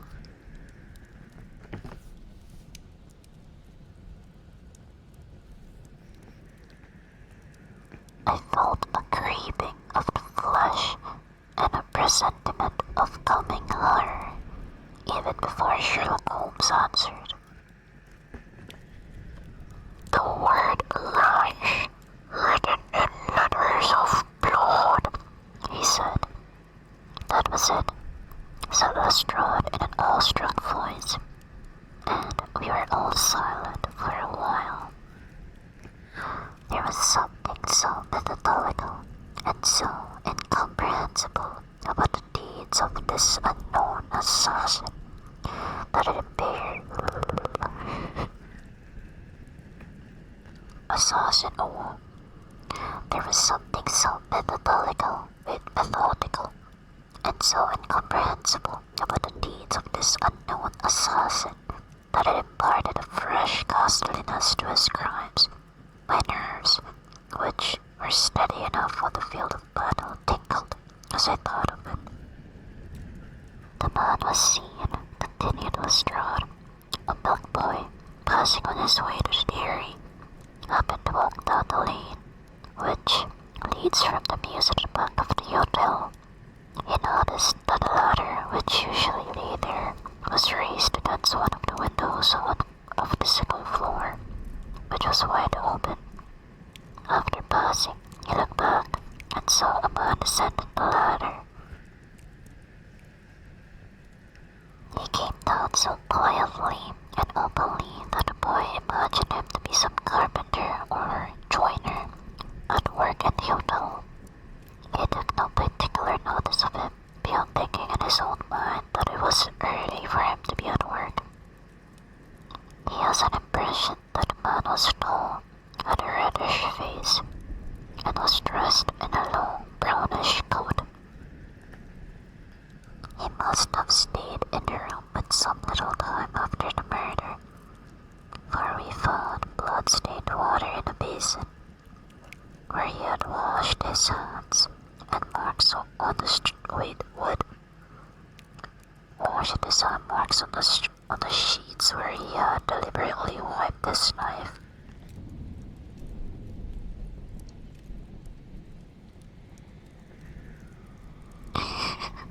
Quite deceased, I know. Hello, silently, boo.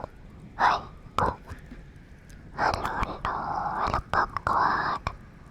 Hi, thank you so much for the follow, V3. Hello, we're reading some Sherlock Holmes. And the murder has just been unraveled. Hello, Kimashi. Hi.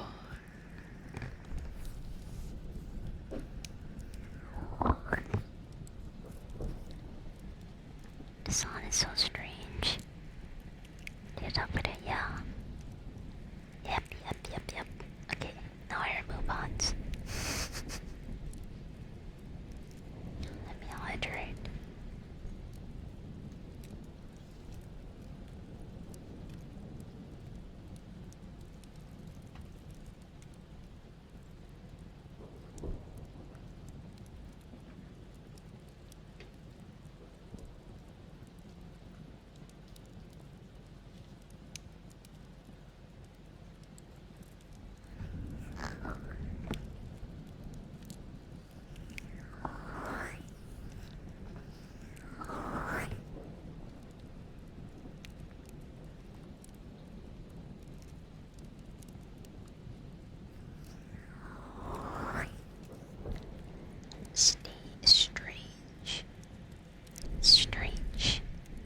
Strange stories calls for stranger songs. Just kidding.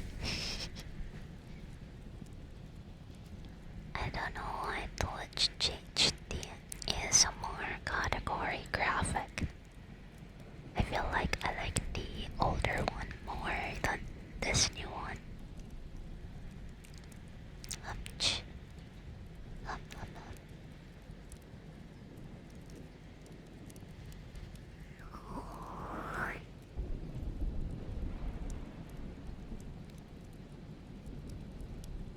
Okay, let's continue.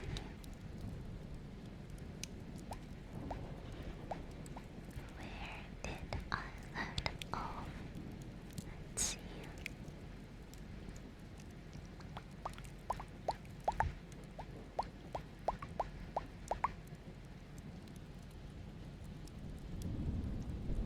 I glanced at Holmes on hearing the description of the murder, which tallied so exactly with his own.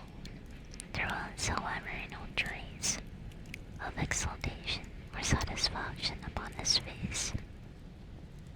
Did he find nothing in the room which could furnish a clue to the murder? Wait, did you find nothing in the room which could furnish a clue to the murder? He asked. Nothing, Stangerson replied. Wait, no, what? Forget what I just said. Not Stangerson.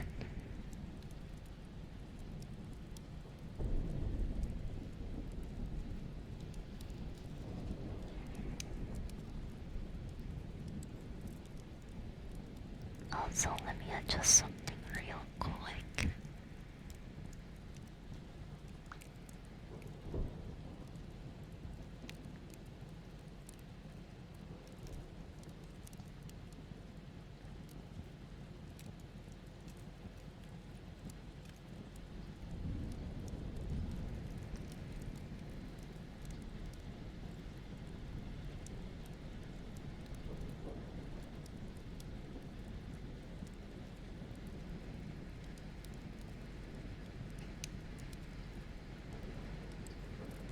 Dust.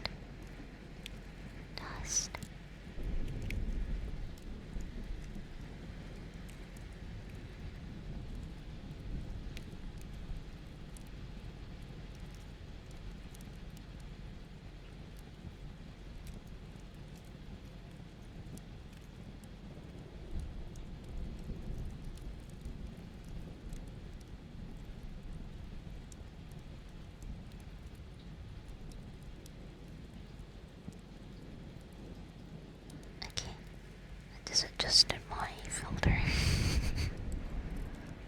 Okay, I'm gonna have to get bit my mouse. Yo. Topies or mod pops and I'm going on. Hey, thank you so much, Skinhead. I'm mod too. So, Echo.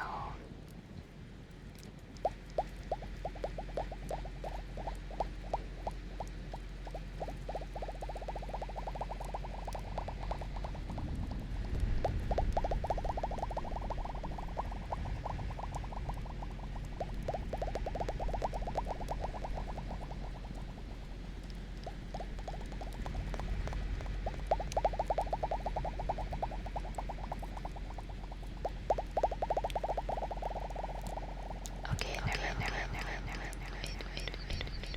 Let me adjust again.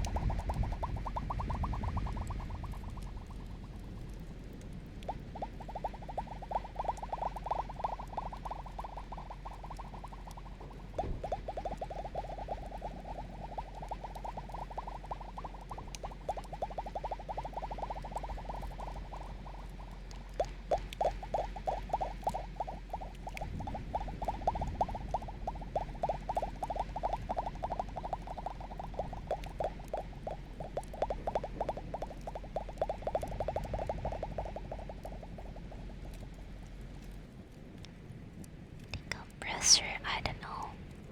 I tried using the compressor before, it only just distorts my whispers and it sounds weird.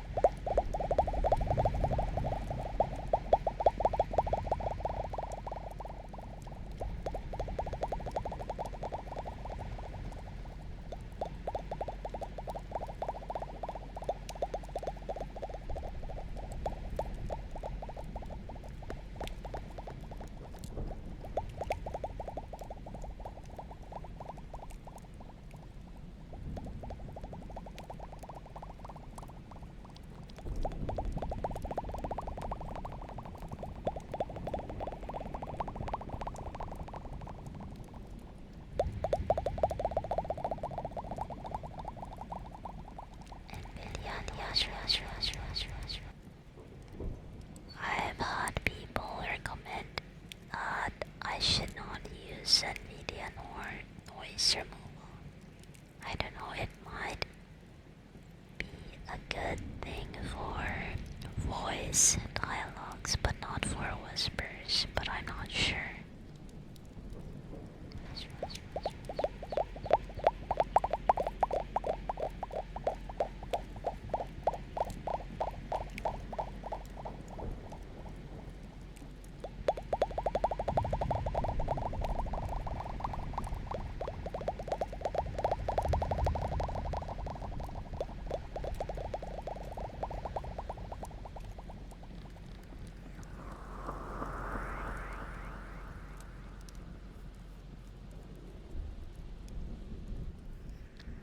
Hi, Boo. Hello, man. Cute.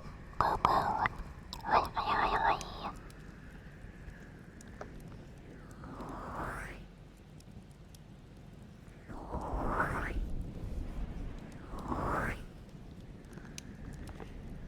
The air condition. Well, Let me check. This is without the mic expander.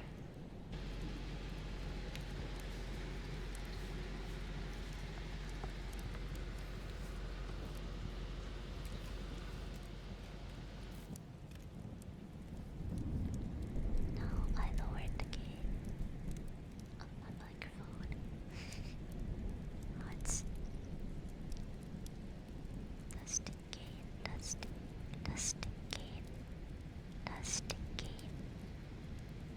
Hello, am I can do this with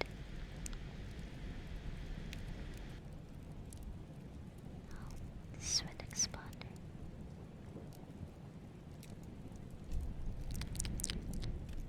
Isn't red? No, but I feel like this is too soft. Too soft. Might be too soft. Dust. Another one will come in. Oi, oi, oi, oi. No. Hi.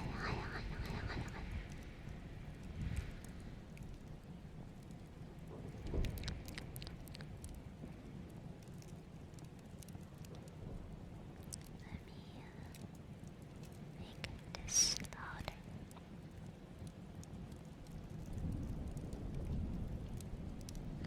Dust like dust.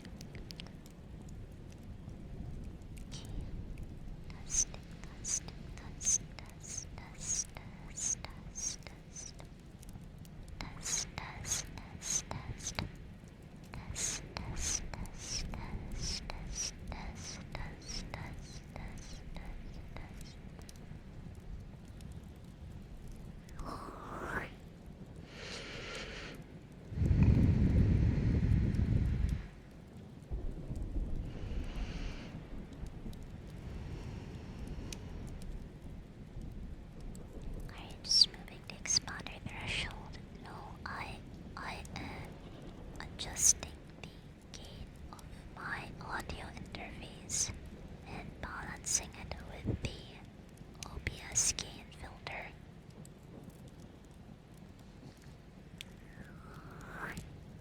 I'm not dodging the expander, just the gain of my audio interface and the gain filter of OBS.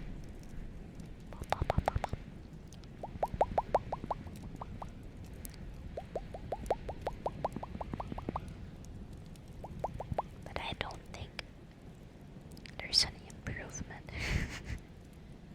by lowering my gain from my audio interface and increasing my OBS gain. Yeah. What if I do this? Or it even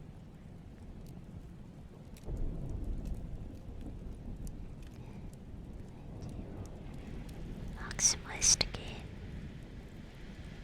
I guess the noise is still there, but I'm not sure if the noise to whisper ratio is lower or the same. Did you use the 3-band equalizer? No. I don't have a 3-band equalizer. I do have a Reaper EQ with earplugs. Earplugs equalizer.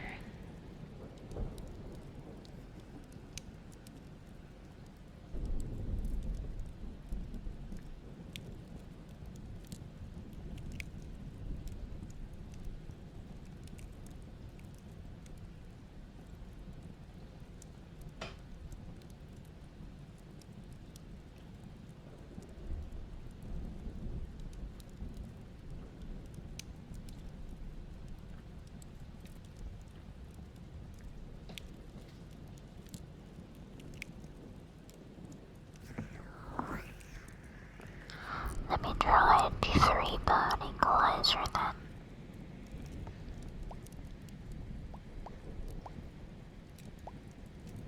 Lower the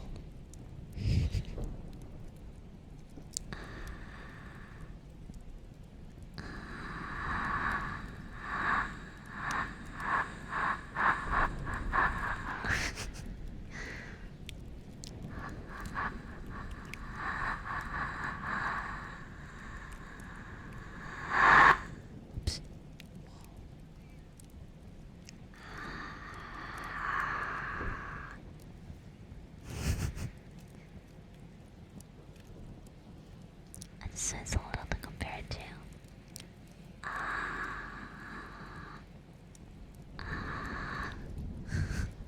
I'm sorry. Just a mid. Okay, I adjusted the mid-band of the equalizer. Let me try to increase the higher bands to make my voice stand out better, really. Does it sound so dry? I don't know now. Okay, I put it at -3 decibels.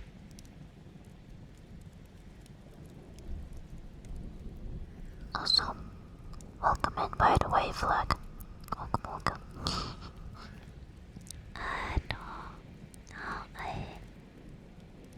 let's get him on. Okay.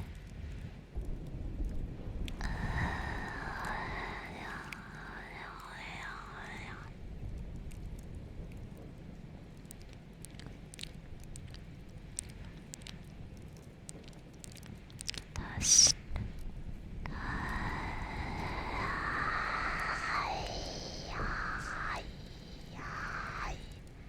I'm looking at the EQ plugin.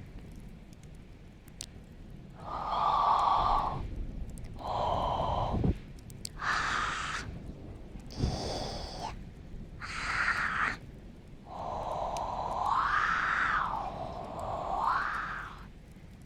Weird.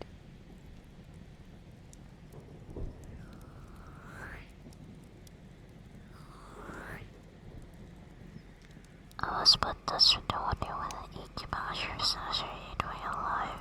Oh yeah. Practicing vocals for that much. I know, right? I wonder if I'll be able to. Okay, let me try to finish chapter 7. I glanced. It helps on hearing the description of the murderer, which died so exactly at his own. There was, however, no trace of exultation or satisfaction upon his face. Did you find nothing in the room which could furnish a clue to the murder? He asked. Nothing. Stangerson had Trevor's purse in his pocket, but it seems that this was unusual. As it did all the paying, there was 80 odd pounds in it, but nothing had been taken. Whatever the motives of these extraordinary crimes, robbery is certainly not one of them. There were no papers or memoranda in the murdered man's pocket, except a single telegram dated from Cleveland about a month ago, and containing the words, J.H. is in Europe. There was no name appended to this message, and there was nothing else. And there was nothing else. Holmes asked. Nothing of any importance. The man's novel, which he had read himself to sleep, was lying upon the bed, and his pipe was on a chair beside him. There was a glass of water on the table, and the windowsill, a small chip ointment box containing a couple of pills. Sherlock Holmes sprang upon his chair with an exclamation of delight. The last link. He cried exultantly. My case is complete. The detective stared at him in amazement. I have now in my hands, My companion said, confidently, all the threads which have formed such a tangle. There are of course details to be filled in, but I am as certain of all the main facts from the time that Trevor parted from Stangerson at the station up to the discovery of the body of the latter, as if I had seen him in my own eyes. I will give you a proof of my knowledge. Could you lay your hand upon those pills? I have them, said Lestrade, producing a small white box. I took them and the purse, and the telegram, intending to have them put in a place of safety at the police station. It was the merest chance, my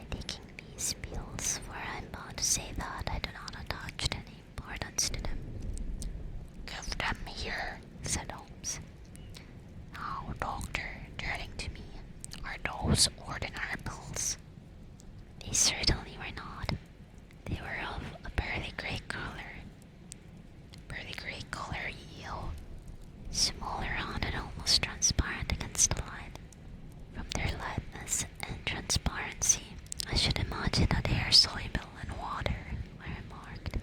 Precisely so, answered Holmes. Now, would you mind going down and fetching that poor little devil of a terrier which had been so bold? Wait, was the poor little devil of a terrier which has been bad so long, and which the landlady wanted you to put out of his pain yesterday?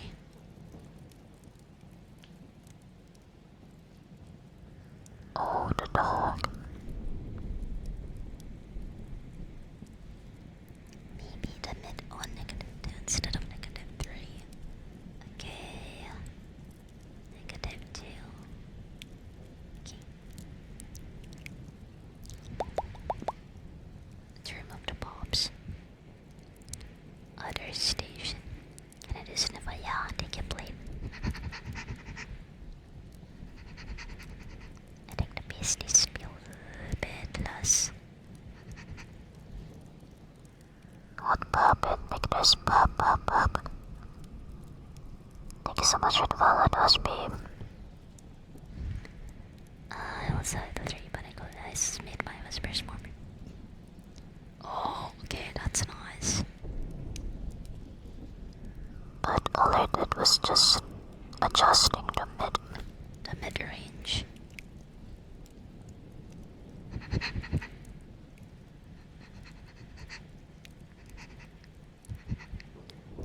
I went downstairs and carried the dog upstairs. My arms, its labored breathing and glazing eyes showed that it was not far from its end.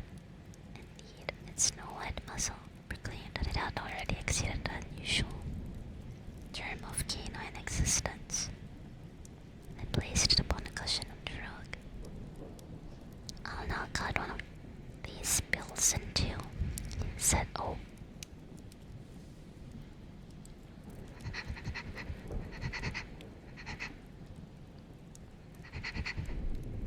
Oh, same thing you did, no. Let me see, how long is this?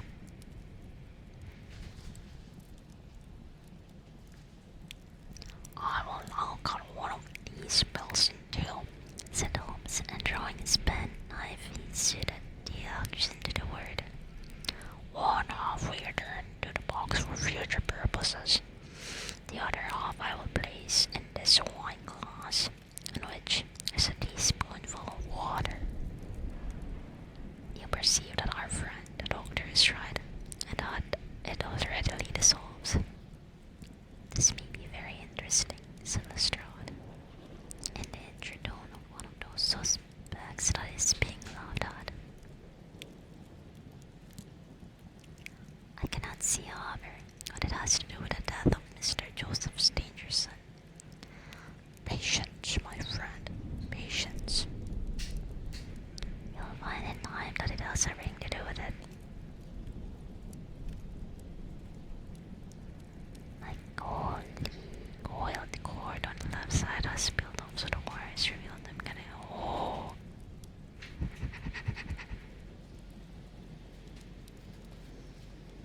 I shall now add a little milk to make the mixture palatable, and on presenting it to the dog, we find that he laps it up readily enough.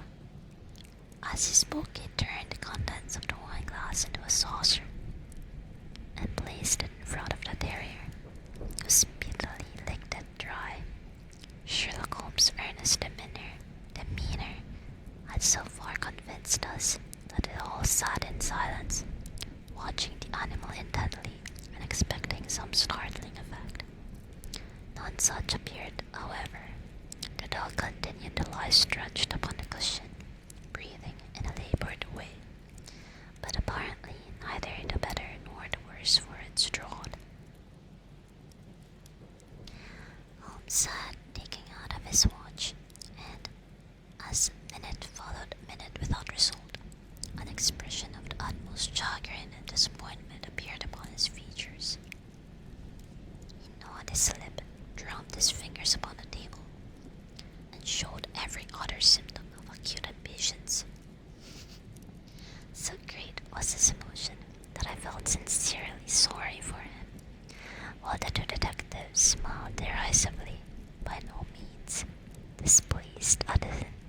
status check, which he had met. Poor Mr. Holmes.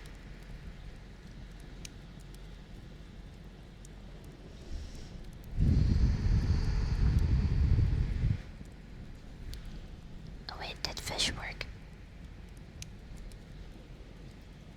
60 seconds. Wait, are you able to see how much time is left before the next reset? It cannot be a coincidence, he cried, Allah springing from his chair and pacing wildly up and down the room. It is impossible that it should be a mere coincidence. The very pills which I suspected in the case of Trevor are actually found after the death of Stangerson. And yet they are inert. What can it mean? Surely my whole chain of reasoning cannot have been false. It is impossible. And yet this wretched dog is none the worse. Ah, I have it. I have it. With a perfect shriek of delight, he rushed to the box, cut the other pill in two, dissolved it, added milk, and presented it to the terrier. The unfortunate creature's tongue seemed hardly to have been moistened before it gave a convulsive shiver in every limb, and lay as rigid and lifeless as if it had been struck by lightning. Sherlock Holmes drew a long breath and wiped the perspiration from his forehead.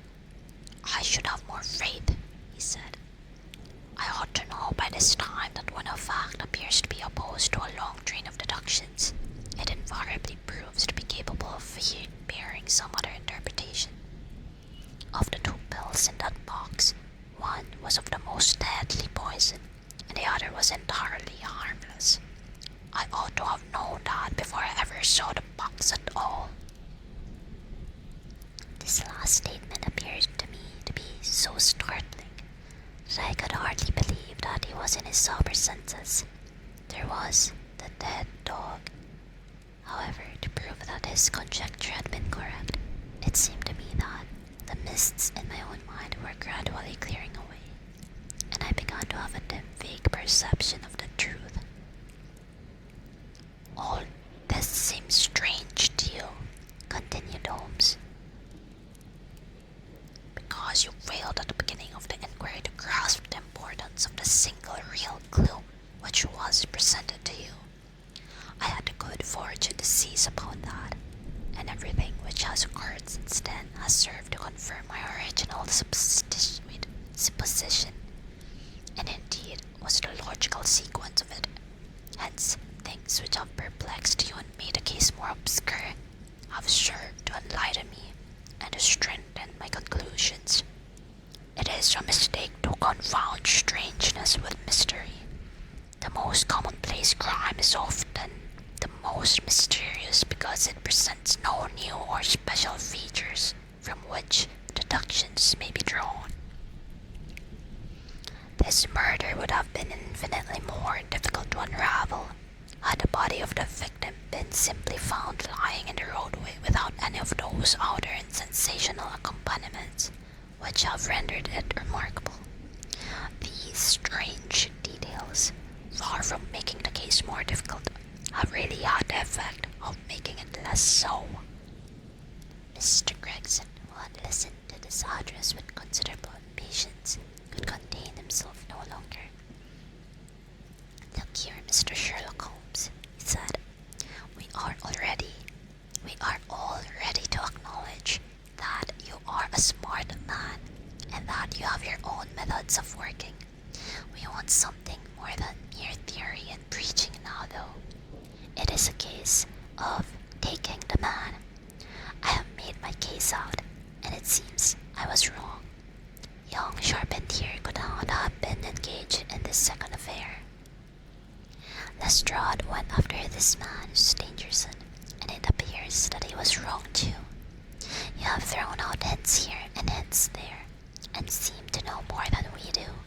But the time has come when we feel that we have the right to ask. We have the right to ask you straight how much you do know of the business. Can you name the man who did it? I cannot help feeling that Gregson is right, sir. remarked Lestrade. "We have both tried, and we have both failed. You have remarked more than once, since I have been in the room, that you had all the evidence which you require. Surely you will not withhold it any longer." "Any delay in arresting the assassin," I observed, "might give him time to perpetrate some fresh atrocity." Thus, pressed by us all, Holmes showed signs of irresolution. He continued to walk up and down the room with his head sunk on his chest, and his brows drawn down, as was his habit when lost in thought. "There will be no more murders," he said at last, stopping abruptly and facing us. "You can put that consideration out of the question. You have asked me if I know the name of the assassin. I do. The mere knowing of his name is a small thing, however, compared with the power of laying our hands upon him. This I expect very shortly to do. I have good hopes of managing it through my own arrangements, but it is a thing which needs delicate handling, for we have a shrewd and desperate man to deal with, who is supported, as I have had occasion to prove, by another who is as clever as himself. As long as this man has no idea that anyone can have a clue, there is some chance of securing him. But if he had the slightest suspicion, he would change his name and vanish in an instant among the 4,000,000 inhabitants of this great city. Without meaning to hurt either of your feelings, I am bound to say that I consider these men to be more than a match for the official force, and that is why I have not asked your assistance. If I fail, I shall, of course, incur all the blame due to this omission, but I am prepared for. At present, I'm ready to promise that the instant that I can communicate with you without endangering my own combinations, I shall do so."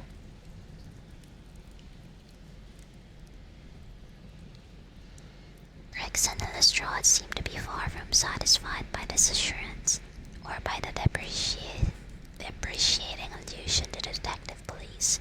The former had flushed up to the roots of his flaxen hair, while the other's beady eyes glistened with curiosity and resentment. Neither of them had time to speak, however, before there was a tap at the door, and the spokesman of the street Arabs, young Wiggins, introduced his insignificant and unsavory person. "Please, sir," he said, touching his forelock, "I have the cab downstairs." "Good boy," said Holmes blandly. "Why don't you introduce this pattern at Scotland Yard?" he continued, taking a pair of steel handcuffs from a drawer. "See how beautifully the spring works. They fasten in an instant." "The old pattern is good enough," remarked Lestrade, "if we can only find a man to put them on." Very good, said Holmes, smiling. "The cabman may as well help me with my boxes. Just ask him to step up, Wiggins." I was surprised to find my companion speaking as though he were about to set out on a journey, since he had not said anything to me about it.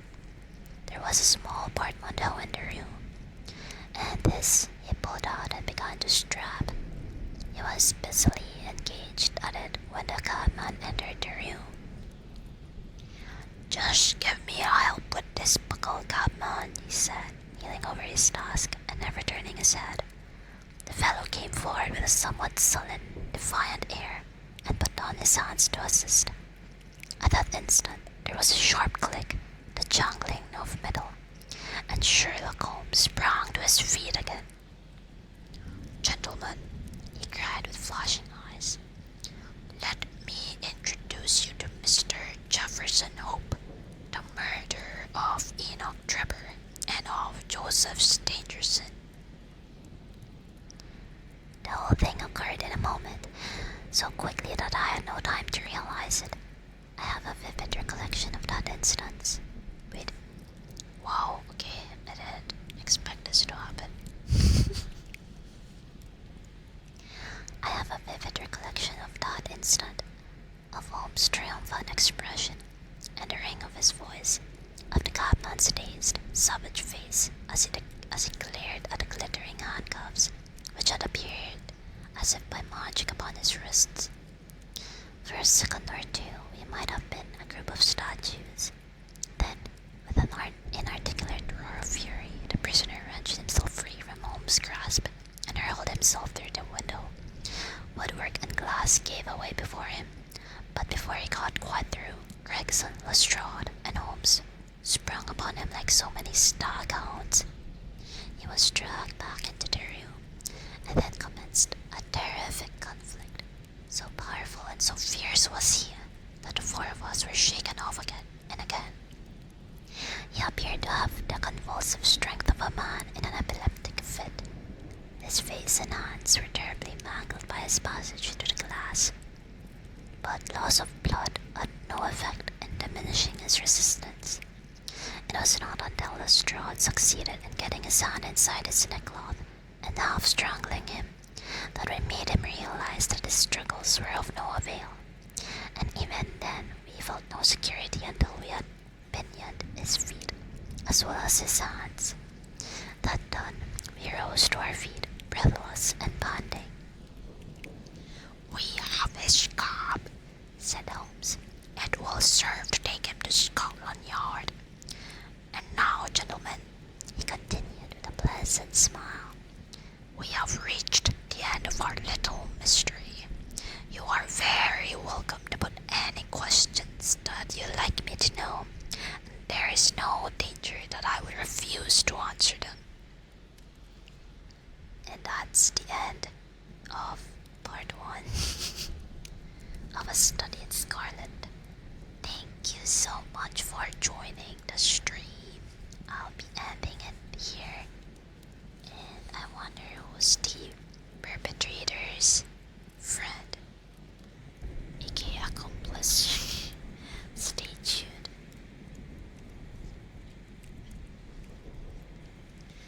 Yeah. That's also why I'm in detectives. Yes, Fleck. Thank you so much. Hi. Zephyr says, oh. Right. Into 3,000 seconds is 50 minutes. I don't know if my audio has improved due to the 3-band equalizer. What do you all think? Hi Hobo. Thank you so much for the follow, Implicit Ninja. That's it, Gotcha. Hey, let's go. Should I increase the gain even more, or is the volume good enough? I can even further increase it to this. It's slightly more tingling without sacrificing audio quality, poggers.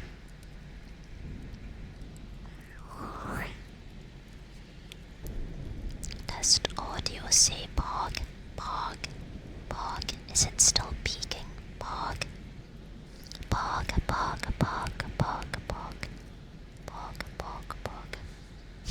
Thank you so much everyone for helping. Pog crazy. Poggers. The static also becomes more noticeable, but that also may be because of me having 250 audio boost on. Oh.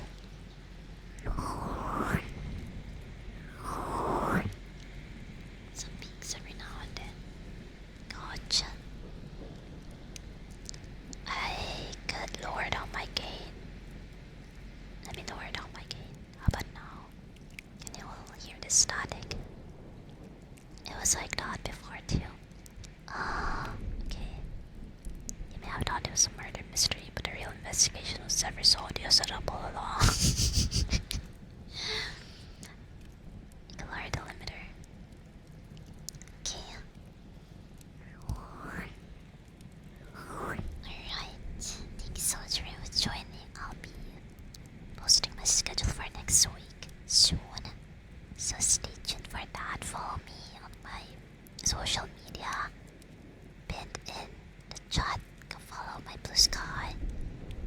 easy. Go to the Discord if you haven't yet.